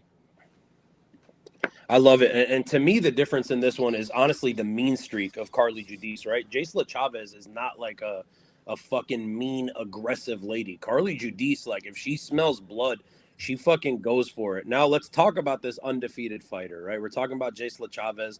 You look at her record, and she has 2 wins under the Zuffa umbrella. First, her Contender Series fight, and then she beat Junice Dubin by split decision in her UFC debut. And then her Contender Series fight was also a split decision against a lady named Sofia Montenegro, who is not from Montenegro, but she's from Argentina. She'll be fucking debuting in the UFC soon, off of a loss on the Contender Series, right? So what does that tell you? The UFC is desperate for new blood in the women's divisions, that they're bringing on people that they don't necessarily fucking believe in. Carly Giudice is better than Jaisla Chavez. Yes, Jaisla Chavez is undefeated, but she doesn't deserve to fucking be here yet. I don't think she's UFC caliber yet. Not to say she can't be, not to say that her skills aren't good. They are, but she's just not nearly as aggressive as Carly Giudice. There's a joke that a lot of people like to do in the MMA community when it comes to picking women's fights, and it's like, I'm going to pick the one that's like more of a fucking man, that looks more like a man. I'm going to pick the lesbian and all that kind of shit, and it's like, it's funny, but like, Carly Giudice fights aggressive as fuck. Jaisla Chavez doesn't. So I'm going to take the aggressive lady. Give me crispy Carly Giudice. I like finish. I like decision. I like money line on this. I'm fairly confident she wins this fucking fight. So that's what we're doing. We're all going crispy Carly in that one. I want to go to the chat because I thought this was funny. Lars in the chat goes, Fluffy will show levels, by the way. The next comment, First Kings, Fluffy getting exposed at home. So the community's fucking split on the main event. We're going to get into it in a minute. Coffee, breakfast, herbs, picks. Shout out this guy. Was in the chat last week. What do you guys think about Dyer by TKO round 2, 3, or TKO DQ? I'm late to the show. We're all on it. All of us are on Chanel Dyer by knockout, like, pretty fucking confidently. So we are with that pick. He makes some great fucking suggestions, by the way. Moving on to the next fight of the night, guys. This is a banger. This is a fucking banger. I was talking about a dog earlier, right? We were talking about like who's the dog and this and that. Mason Jones is a guy, and I think he's an exception to the rule, where like the thing we break down about Mason Jones is how fucking gritty he is, how tough he is, how much of a dog he is, how much of a fucking go-getter he is. Yet he's 18-2. Like, this guy is the outlier. He is the exception to the rule when it comes to these dogs, because I don't necessarily see a skill where I'm like, fuck, Mason Jones has really good, clean boxing or great power or great takedowns or great jiu-jitsu. He just goes for it and he fucking gets it. He's taking on Medeiros, who we talked about a little bit earlier when it came to the taco fight. Toad, just give me your thoughts on this fight. I think this has potential to be fight of the night. You're muted again. My bad, brother. I was just going to say, like, you timed it wonderfully. I was just going to mention, like, he does get performance bonuses. He does get fights of the nights. It's because Mason Jones is really fucking gritty. Like, he comes forward, he has wonderful striking. There were some doubts recently. He had that fight against Sola. I heard a lot of the other side of the pond on that fight. The issue with Jones is when things didn't work out for him at the UFC level, he only grew to become that much better, that much more determined back at Cage Warriors, where he became a champ, beating the shit out of his opponents. Obviously, at a UFC level, he's done nothing but, for the overall part of his career, looked very good. Losing to Ludovic Klein, that's not a bad fucking thing. Like, Klein's a monster in his own regard. You know what I mean? Like, on the right day, sure. And then another one is Mike Davis in 21 when he was looking really fucking good and wasn't confused if he was a mixed martial artist versus a Brazilian jiu-jitsu guy. Because I remember, like a couple years ago, Davis started a fight scooting on his ass. I'm like, what the fuck is going on? So again, shout out to the fact that Mason's only fought some tough guys. People have counted him out. He's not really on people's radars, as you mentioned. He's kind of overlooked. There's always like a bigger star on the card that people are always flocking to and not giving this guy his flowers. So Mason Jones, easily one of the picks of this week on the draft that I would be very confident in hitting. But yeah, he's going to get it done more times than not by knockout as he starts to, again, find his rhythm, find his time. Not all these fights are going to end by a knockout, but he's rewarded with, like I said, a bonus for being a fight of the night because he's certainly committed to trying the whole 15 minutes. He's not ever giving up. And yeah, I like a guy that doesn't quit on me when he takes it back. He's a great hammer and nail both. That's what Jones is known for. Yeah.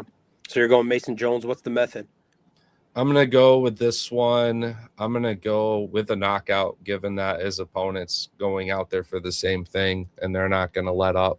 There's just going to be too much back and forth exchanges in this until it hits. So knockout. Boom. Chunder. You're muted. Fuck. I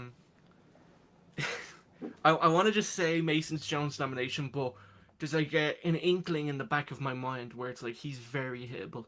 Like he is. I remember the spinning back fist he ran into from Axel Sola. And Medeiros is very good with shots like that, I believe. So there's going to be that like kind of nervous energy in my mind. Honestly, I would just take fight to not go the distance as my, actually my bet in this one. It's not my channel, I can say this. But Mason Jones, I'm going to pick him by knockout Lee. I just think the volume and the pressure is going to get to Medeiros at some point. But I do believe Medeiros has the ability to just fluke this one with like something spinning. Yep. Yeah, I'm in the same fucking boat as you guys. I'm in the same boat as Coffee Breakfast Herbs, I think, more specifically. I think this fight, man, the more I think about it, the more I'm tempted to go with Medeiros, right? I do respect Mason Jones. I think he's unbelievable. That constant pressure, the ability to just be a fucking dog and take damage. I've seen this guy fight live, and it was so fucking entertaining. I've seen multiple world champions, yet I felt like honored to be watching Mason Jones. I was super entertained by him. When it comes to Markel Medeiros, he hasn't put his best foot forward in the UFC, right? But a lot of people were hyped on this guy.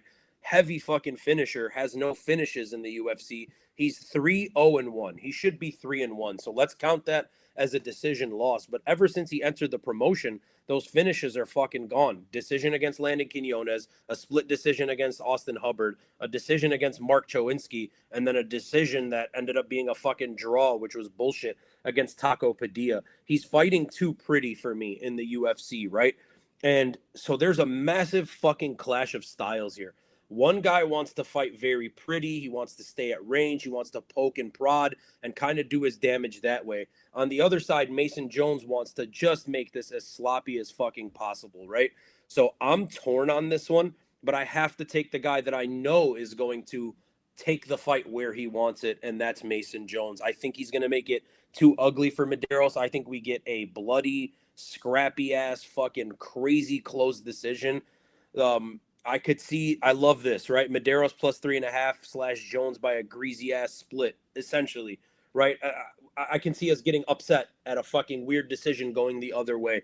That's kind of how I see it. It's that fucking close.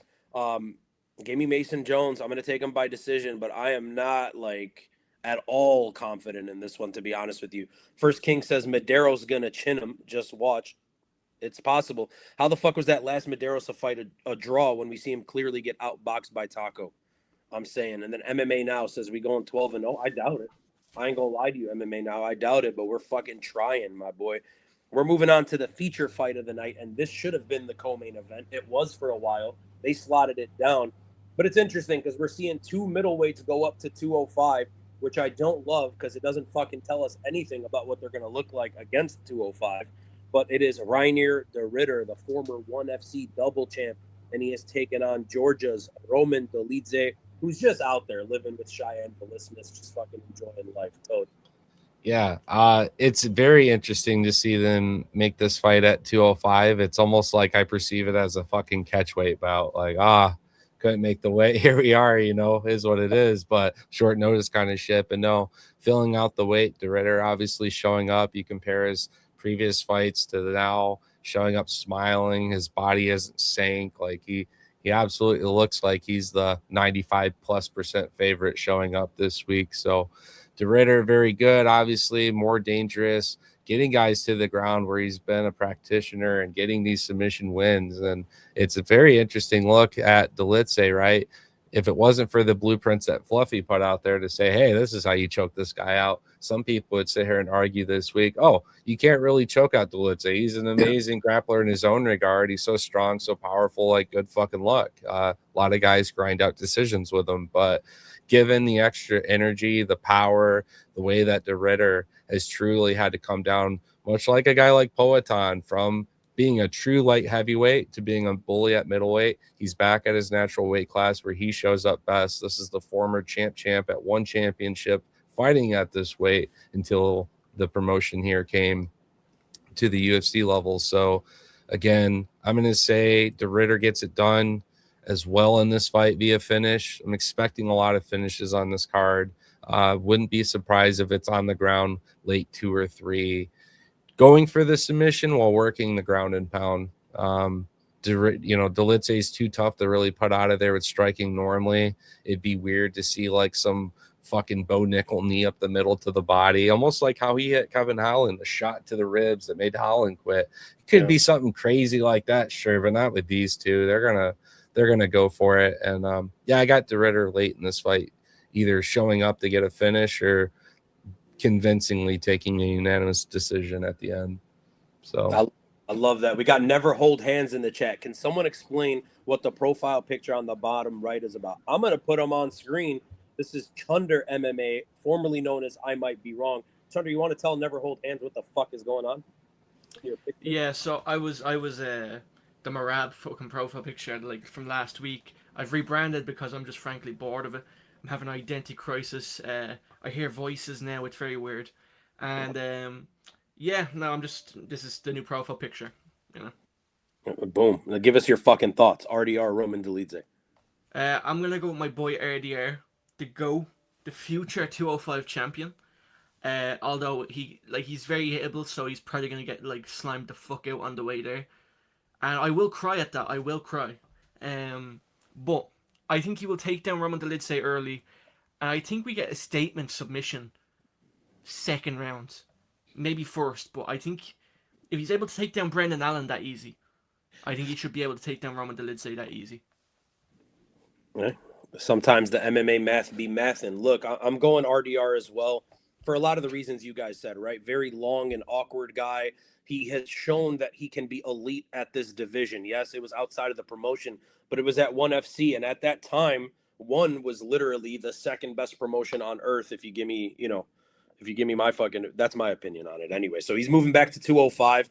I would love to see this guy face an actual 205er. So I don't think we necessarily learn anything in this. I agree with what I'm reading in the chat. Roman Dolidze to me is washed, but he is a very thick ass fucking dude. He's very powerful. He's very aggressive. When he sees a submission, he's not like opposed to breaking a fucking limb. Like Roman Dolidze has a mean streak to him. And I don't know that RDR necessarily does. So that's freaking me out a little bit. But RDR is so much bigger in terms of height than Roman Dolidze. He's more experienced at fighting at this weight than Roman Dolidze. He's more of a finisher. I see you, Never Hold Hands. My bad. Pause, no Diddy. Ayo, you're right. But he is a thick dude. I don't think we could lie about that. RDR is just a better fighter. What I want to see is if RDR wins this fight, I want him to face a guy like a Yuri Prohashka, an Ankalaev, if Johnny Walker moves back down to 205, like an actual 205er to kind of give us a better idea of where he stands in the division. Plus him talking shit about Yuri. Go fuck yourself, RDR. You had a fan in me. I didn't believe in you at first. I believed in you. You made me fucking disbelieve, and then now I'm just angry. So I don't fuck with it. RDR is going to win this fight. I want to see him get fucked up by somebody actually at 205. Wait, what did you say about Yuri? What was that, you, Chunder? What did he say about Yuri? I didn't know about this. We're not going to repeat it, but I'll send you the link. If anyone can do it, it's you, says MMA now. De Ridder, inside the distance. Roman Washington coming up to 205. Fight ends by sub. RDR by sub. Yeah, I'm going sub late. I don't think I threw that out there, but it could also be a TKO. Like, I don't like method on this one. Let's say he's hearing voices in his head. Coward. Remember that dialogue from the Spider-Man movie? That's in reference to you, Chunder. Yeah. Okay, Willem Dafoe. There we go. Thought it was an AI-generated Dark Tower reference in front of the Italian flag. I'm glad I had the more extensive explanation. And there we go. That's what we're here for, my boy. I don't think I've ever seen you in the chat never hold hands. So if you guys are like him, press the fucking like and subscribe button. We're trying to get some places. Help us out. It means a lot to us. GSB back in the chat. The voices in my head are telling me to bet Ketlin Vieira because she missed weight by fucking 8 pounds. That's some shitty shit to do. Also, I agree. He should fight a real contender at 205, but there are none. Jamal Hill leaving the division in flux. Let that sink. Put the division in flux, basically, right? I think Jamal Hill goes up to heavyweight and looks fucking great until he reaches the top 5. Yeah, very well possible. Yeah, pretty much. Like, again, it goes with this whole idea that there are a lot of blobby heavyweights that they're going to get tagged up initially, and the sequences don't normally like, all right, your turn. Not at heavyweight. The power is a little special. It's a little different. These guys, they're professional athletes. They have to do so much shit to maintain a diet, to cut, to hit, certain weight classes. I wouldn't say it was always the hardest thing for Jamal Hill at light heavyweight. He's at a stage in his career. He's had some injuries. Sure. He wants to try it out, moving up in weight and see what he can really do while, living life, which is something that dude totally loves to fucking do. Jamal Hill's like a neighbor to me. 45 minutes away is Black Lion Gym, and big fan of his. I'm hoping he can do something at heavyweight before we close out the show. You know what I mean? It's been tough, but in his own regard, he's only really lost to some tough guys too. Paul Craig really opened the can of worms initially. He was another one of my favorite fighters. So he's been kind of part of all the fights that I've been very interested in knowing the outcome. Not to mention, he's my first ever in-person main event. Jamal Hill was at UFC 300. Give some fucking respects because that was also another big step up fill-in performance against a formidable Poetan, Alex Pereira, which ain't no joke with the hands of stone, right? To say, sign a piece of paper that says I'm going to go fight that guy. So on the biggest card in UFC history, shout out Jamal Hill. Yes, he's a Detroit guy. I think he was born in Chicago, by the way. Grand Rapids, Michigan. Yeah. There it is. And born in Chicago. Love Jamal Hill. Respect him. I will say this, right? We're talking about Jamal Hill. Yuri Prohashka follows us on Instagram. So should y'all. Like the thing at the bottom is going to say in 1 second. Jamal Hill doesn't, but he will. Alex Pereira has us blocked. So I don't fuck with that. I don't know what that's about. I don't fuck with it at all. So we're going to try to get both on not only unblock us, follow us. That's the fucking goal here. But yeah, that's what we need. You guys ready to move on to the co-main event? And by the way, yeah. I just want to say, never hold hands. I'm sorry. I've seen the Diddy profile picture. I didn't remember the name, but my bad. I appreciate you. The Ridder inside the distance went over half a takedown. Dyer by TKO or KO or DQ 3-leg. Y'all stamp this. Yeah. I went to scary because he might just come out slug. You know what I mean? I like the Dyer knockout. The Ridder inside the distance.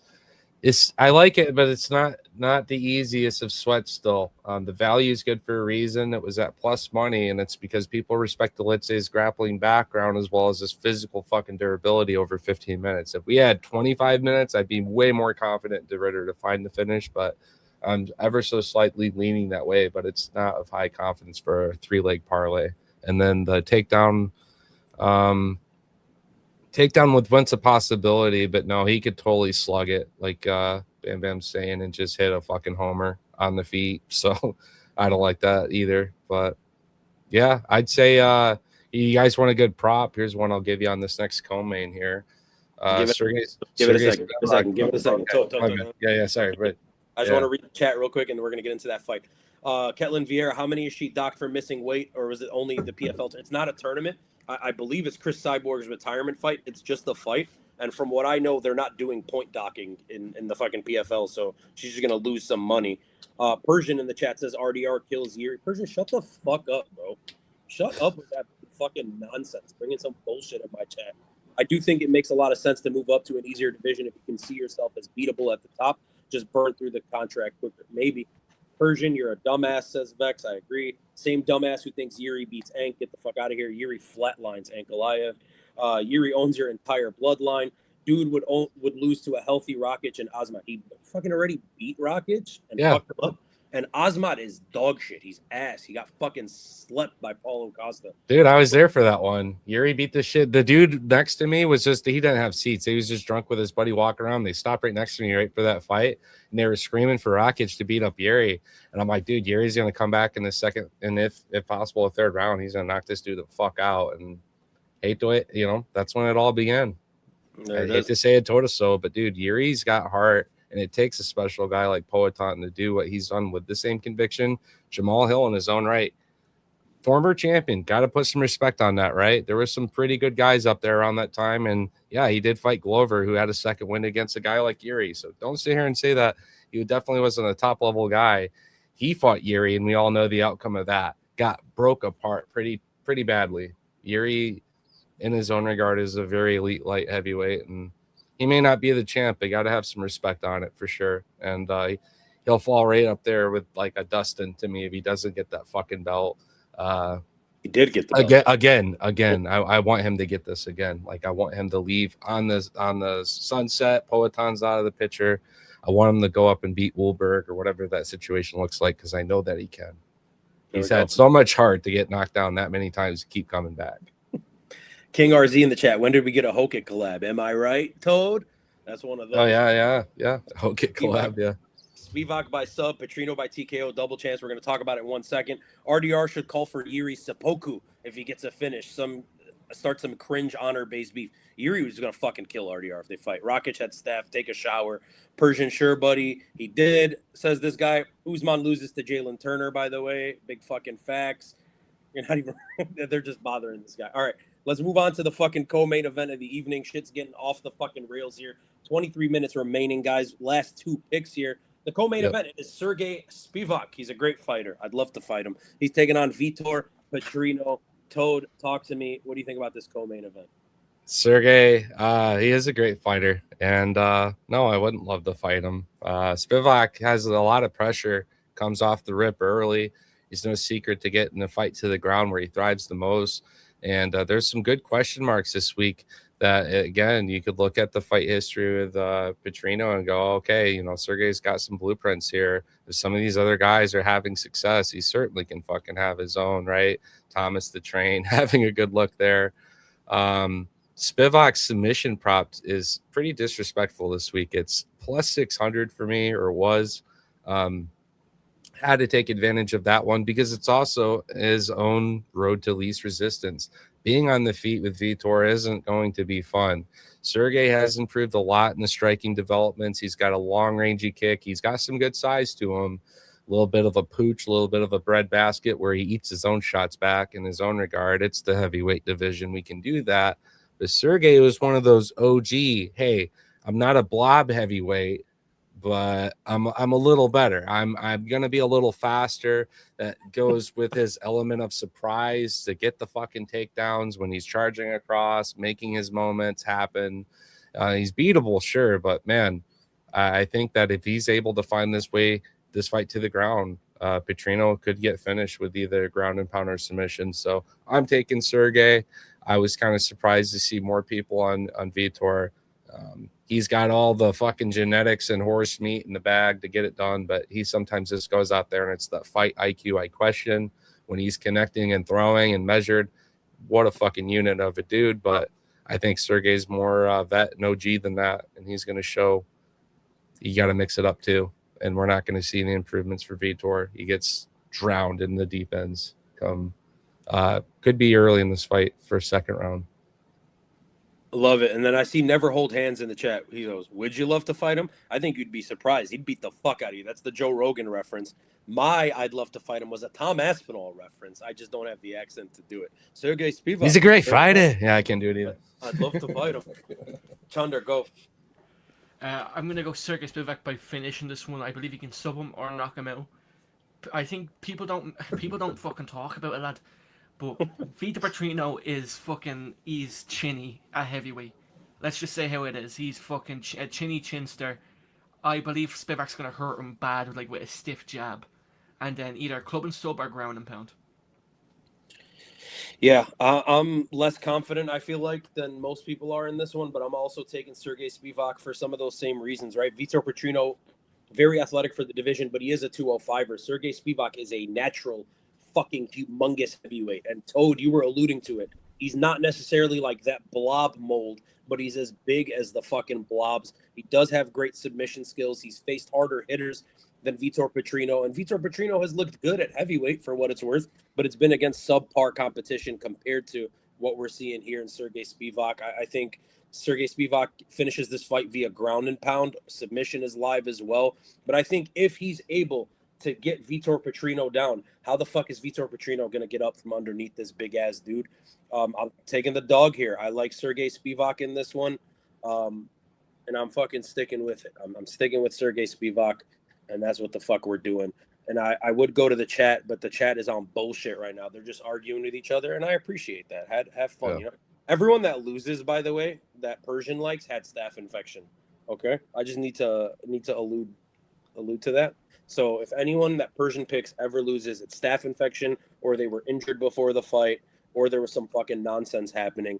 Coffee, breakfast, herbs picks. Spivac was outboxing the last dude he fought. Serghei Spivac's a great fighter. I'd love to fight him. He's improved a lot in the striking game. He was aware of the challenge ahead of him at the top of the heavyweight with elite boxers, strikers like Tom Aspinall, guys like Gane. He knew that he was going to push for this thing. His grappling's already in the back pocket. He's been focusing more on his striking.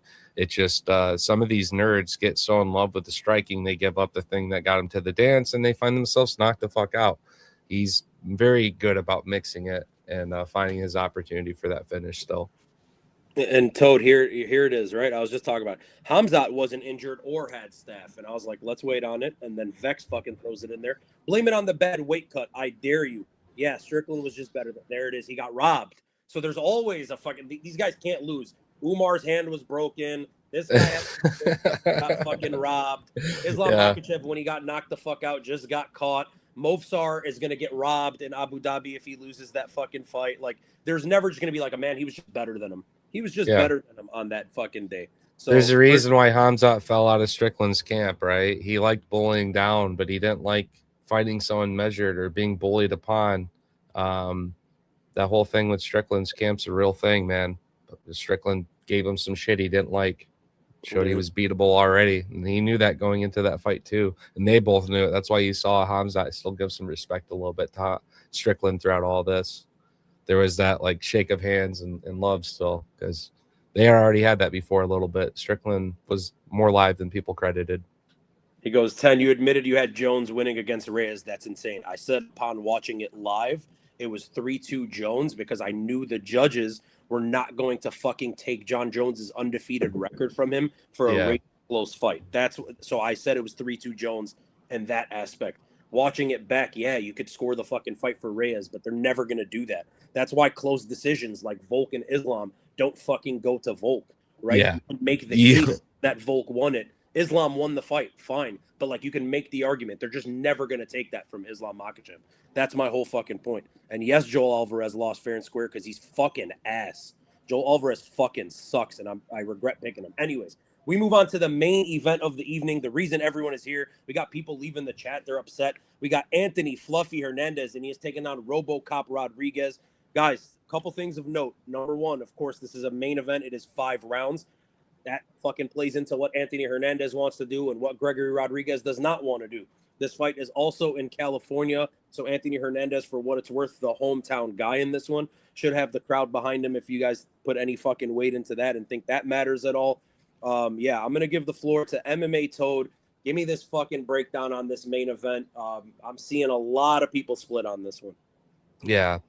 And just to kind of get back into this main card or this main event here, it is closer than some weeks. You know, we credit a lot of fights being on 80-20, 90-10, like, oh, we're so excited for this one guy to win, right? This is a fight that has two people that are respected in the MMA coming together in the community to have their debates on, which is Gotta love it in the fight space. That's why we're here, right? But at the end of the day, I am surprised to hear not as much confidence behind Hernandez, the streaking former and still current contender, right? He's only in his 5th position here. It's not like he deranked hard, losing to one of the best resumes in the division's history in Sean Strickland. He's definitely up there. Hernandez was on his way, and he would have gotten that fight had it not been for this shit with Hamzat, in my opinion.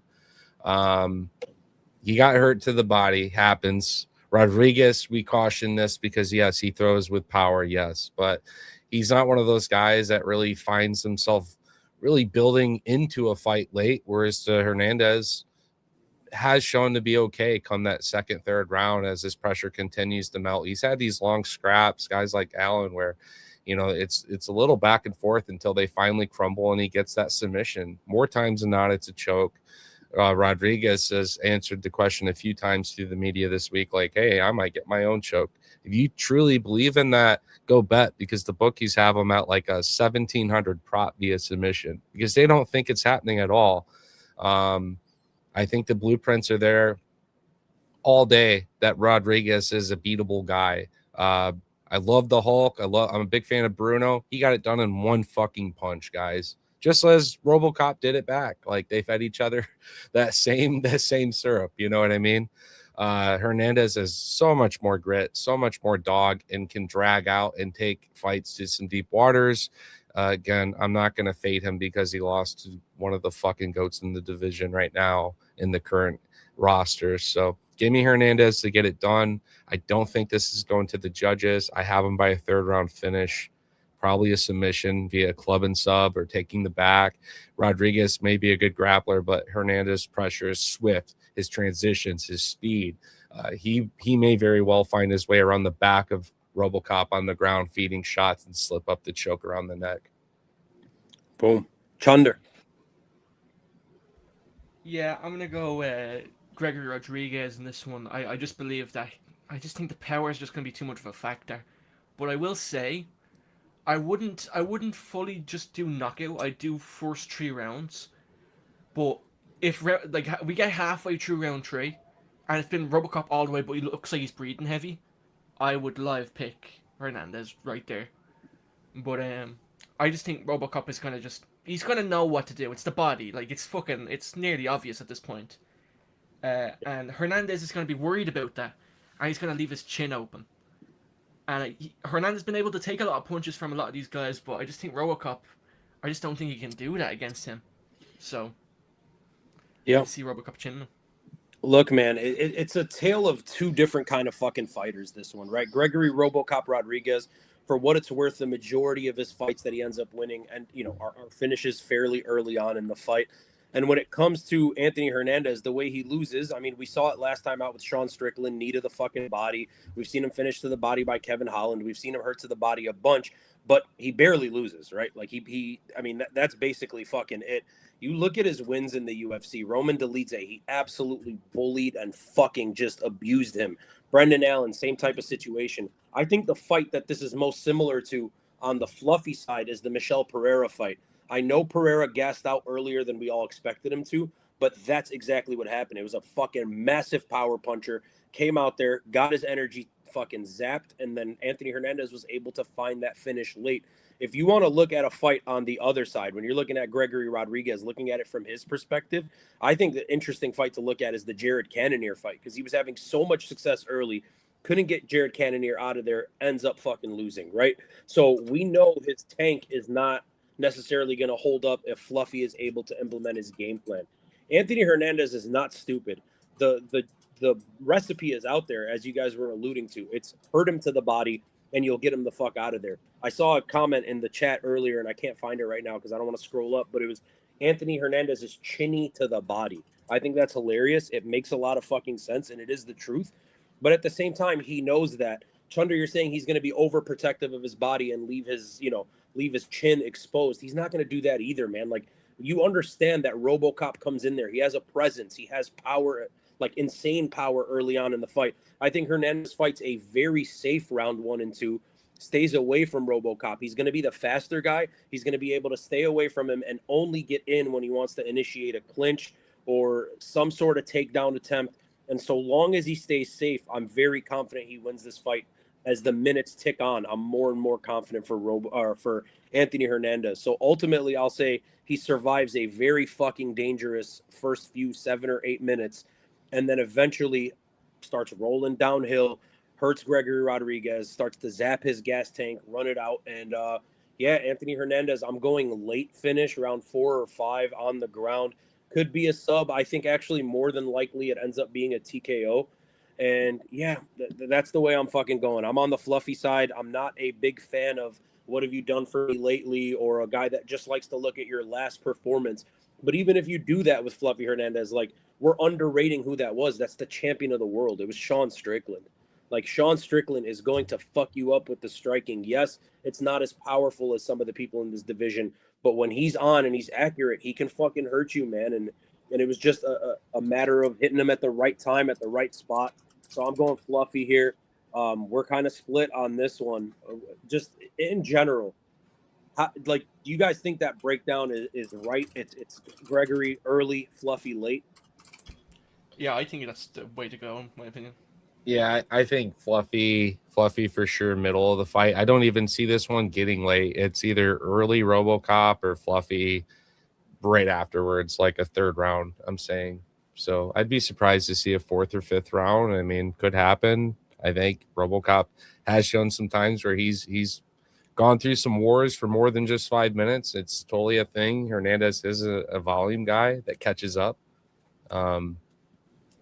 But I think how much I do you think put into Anthony Hernandez training now with Sean Strickland, with Chris Curtis, with fucking Dante Johnson, with those guys? Like, does that matter? it does. The training with Strickland is going to help him very defensively, because you got a guy who's in the middleweight division who's notorious for walking at people that have all of the tools and capabilities of knocking them the fuck out. It simply never happens, or happens easily, right? And that's Sean Strickland. I think Hernandez, obviously very well versed in the grappling upside. Anything he could further his game's going to be on the feet. Strickland's not a bad guy to train with. His team, his resources, they really get a good grasp for really any opponent. We've seen guys train with Strickland and come out just spectacular. And it's not a riddle at this point. The recipe is there. They know it. They teach it. They share it. And guys only show out and leave out better from that gem. So I was already going to take Fluffy before. That's another convincing piece in this for me that says, give me Hernandez for sure. Yeah, and shout out Extreme Couture. In December, I plan on going to the UFC card in Vegas, and we're gonna talk to Justin James and everything. We're gonna be setting something up at Extreme Couture, which is gonna be sick. Fuck yeah! So I'm excited to do that. But anyways, that's the main event pick. So guys, now what we do, if you guys are new to the show, what we do is we go through a little rundown. There's 6.5 minutes left until the card starts. So we go through every single fight. We give you guys our quick picks for the last time here. They're going to get posted on Instagram immediately afterwards. If you guys are new, like and subscribe. Follow us on Instagram, D107MMA. It would mean the world to us. Boys, are you guys ready to do the last little rundown? For sure. And definitely like and subscribe and comment, because you guys are busy throughout the week. You're making guest appearances in other shows, right? You've done Prop Fiends, now Draft over there. So show some love. It means a lot. Those likes do snowball in the community to bigger and better things the more you get them up. So and the other thing I want to settle on this main event, as people have bickered all fucking week and chat about it or whatever, you don't always have to bet on a fighter to win the fight. If you want to put action on a fight, it doesn't take money to be on a fight to be entertaining, to me, first and foremost, and I love to establish that too. But if you're really itching to put something on it, had you ever thought fight not to go past, say, rounds 4 and 5 or something like that, or round 5? You just eliminated the coin flip and respected both reasons. Yes, Robocop's dangerous, very powerful. Hernandez was on his way to become a champ and fight fucking Hamza. And I'm sorry, with how Strickland showed up, Fluffy could be the champ right now. It's crazy. You never know. You never know. So let's fire through it, guys. 5 minutes on the fucking ticker here. Everyone, 10, 15 seconds or so, your breakdowns. We're going to go Chunder. We're going to go Toad. We're going to go me. First fight of the night for the rapid picks here. Chanel Dyer, she's taking on Elise Reed. Chunder.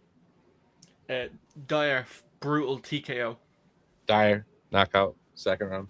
Yeah, no surprise. I'm also going Chanel Dyer. I think she gets it done with a KO. Elise Reed, not that fucking good. We got Jackson McVeigh. He is taking on Wes Schultz. Chunder. You just heard the spirit of Ozzy Osbourne call out to me, but I'm going to pick Jackson McVeigh in this fight by TKO rounds 1 or 2. Yeah, I'm going to go Jackson with a knockout round 1. I'm also going Jackson McVeigh, knockout round 1. Wes Schultz, no bueno on the fucking feet. Gage Young, and he is taking on UFC debutant Stanley Dorsonville. Chunder. I'm going to go Gage Young by TKO rounds 1 or 2. I just think Dorsonville has very lackluster defense, but he could edge him in the wrestling. Pause. Jesus. Yeah, I'm gonna take Stan with the submission. I've been swayed away. He showed up, watched some tape. He's looking good at the weigh-in. I'm gonna pull the upset on the world with Stan this week. Yeah, I think the dogs are barking. I'm with Toad. I'm going Stanley Dorsonville in this one. I just don't rate Gage Young that fucking highly. I don't think his power is all that. I just don't see it. So I'll take a crack here. Pause, no Diddy on Stan Dorsonville. Marcio Barbosa, he is taking on UFC debutant again, Ryan Cuse. Chunder. I'm going to go Mauricio Barbosa by late round 1 flatline KO. Yeah, Barbosa via bazooka, round 1. Yeah, this is the freest pick of the night. I think it's Mauricio Barbosa by knockout. If I have to pick a round, I'll say 1. I'm going to fuck around and sprinkle on rounds 2 and 3, though, just to be a degenerate. We move on to the next fight of the night, and it is Nasrat Haqparast taking on the newest friend of the channel here at the 10-7 MMA, Chris Taco Padilla. Chunder. I'm going to go Chris Padilla by late TKO or 29-28. Yeah, I have Chris by late finish, either second or third round. Could go to the decision, but I think, I don't know, Nasrat's out of wave slipping through 15 minutes. People maybe expecting Taco, not capable of it, but I think he does find a way. Yeah, I think it's Taco time. I'm going Chris Padilla. I do believe that Nasrat Haqparast is a tough fucking code to crack. I think this will be just a gritty 15-minute war. Give me Taco Padilla by decision.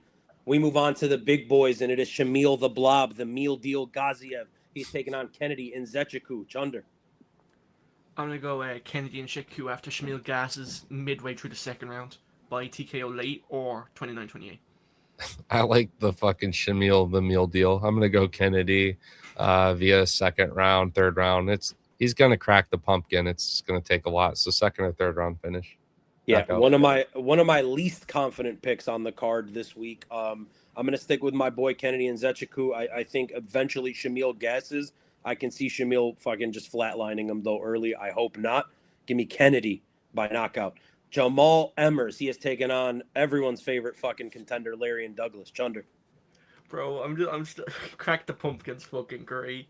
Do you see that fucking thing? Can we put that on the screen? I haven't seen it. I just thought you came up with it there, but fuck. He's a fucking dome, dude. How could you miss it? Just throw the kick up there. It'll find its way. All right, I'm going to pick Larian Douglas by fucking knockout first 3 minutes of the fight. Yeah, I'm going to say Douglas round 1. I cautioned very hard earlier. Emmers live 17-1 dog in this fight. The flock of seagulls, all the picks of the week of Cedric Douglas. Caution. This could be your this could be your Smith, right? So yeah, this could be a big upset. This could be the one that fucking fucks everybody's cards up. But I'm going to stick with Larian Douglas. I'm going to say round 2 knockout. I think Jamal Emmers has enough experience to survive early and know the danger that's coming. So that's the play here for me, but I wouldn't be fucking shocked is all I'm saying. We move on to another set of big boys. Anthony Wint, he's taking on Terrence Chapman. Guys, 1 minute. Let's fire. Went with another bazooka first round. Went by round 1 finish because the other guy's a fat ass. Same. Anthony Wint, knockout round 1. Carly Judice, Jace La Chavez. Judice by having killer instinct. KO Lee. Yeah, Judice being a pit bull, ripping out her throat with a kick. Same. Carly Judice by fucking finish him. Marcel Medeiros, he's taking on Mason Jones. Chunder. I'm going to go Mason Jones by volume TKO late or 29-28. Yeah, Jones with conviction, either late finish or decision win. I think it's a knockout. The pressure's coming. It's going to be a knockout more than likely. The name is Markel Medeiros. I fucked up, but I'm going Mason Jones, another one that I'm iffy on. I could see it going the other way. RDR, Reinier de Ridder, Roman Dolidze at 205 pounds. Chunder. I'm going with my boy RDR by sub rounds 1 or 2. I just believe he's going to get Roman Dolidze down, especially being revitalized, really healthy. He's going to do something. I'm going to go with the refrigerator. There it is. I'm also going refrigerator. I'm going with the diddler himself. Give me fucking Reinier de Ridder. Think he wins this fight. I want to see him fight a real 205er afterwards. Serghei Spivac, Vitor Petrino, co-main event. Chunder. Spivac by club or sub or just knockout? Yeah, Spivac by club and sub or submission. I think we get it to the ground. I don't know that we're going to be clubbing much, so I think it could be a takedown submission on the ground with ground and pound leading up to it. So plus 600 prop. That's one of my favorites of the week. Serghei Spivac on the money line. I think all the ways of winning this fight are live. I don't rate Vitor Petrino very highly. And then finally, the main event of the evening, Anthony Fluffy Hernandez, Gregory, Robocop Rodrigues in Sacramento. Chunder. I'm going to go Gregory Rodrigues by fluke knockout first 3 rounds. I'm going to go Fluffy, round 3 finish as the official round via submission. Yeah. I want to get fucking slick with it, so I'm going to say Anthony Hernandez, round 5, TKO to ground and pound, face down, ass up, maybe a submission, but I like round 5. I'm vibing it. I'm feeling it. So that is UFC Sacramento, the pre-show live. I appreciate all of you guys so much for tuning in. Shout out Toad, MMA Toad. Everyone go follow him. Shout out the artist formerly known as I Might Be Wrong in the middle there, Chunda MMA. Of course, go follow these guys. While you're here, like and subscribe. It would mean the world to us. Follow us on Instagram, the107MMA. Let's go watch some motherfucking fights, guys. Bye. Let's go, boys. Let's go. I'm going to be over Live Fight Companion over at Fight Fiend Forecast. Feel free to hop through over there if you're not doing anything. We get pretty rowdy, a lot of hooting and drinking, yelling at our screens, trying to make some money. So, hey, 10 units last week. Let's crush it again, boys. Let's make some units. Chunder, you anywhere? No, I'm just going to enjoy the fights. There it is. Love y'all. Appreciate y'all. Bye.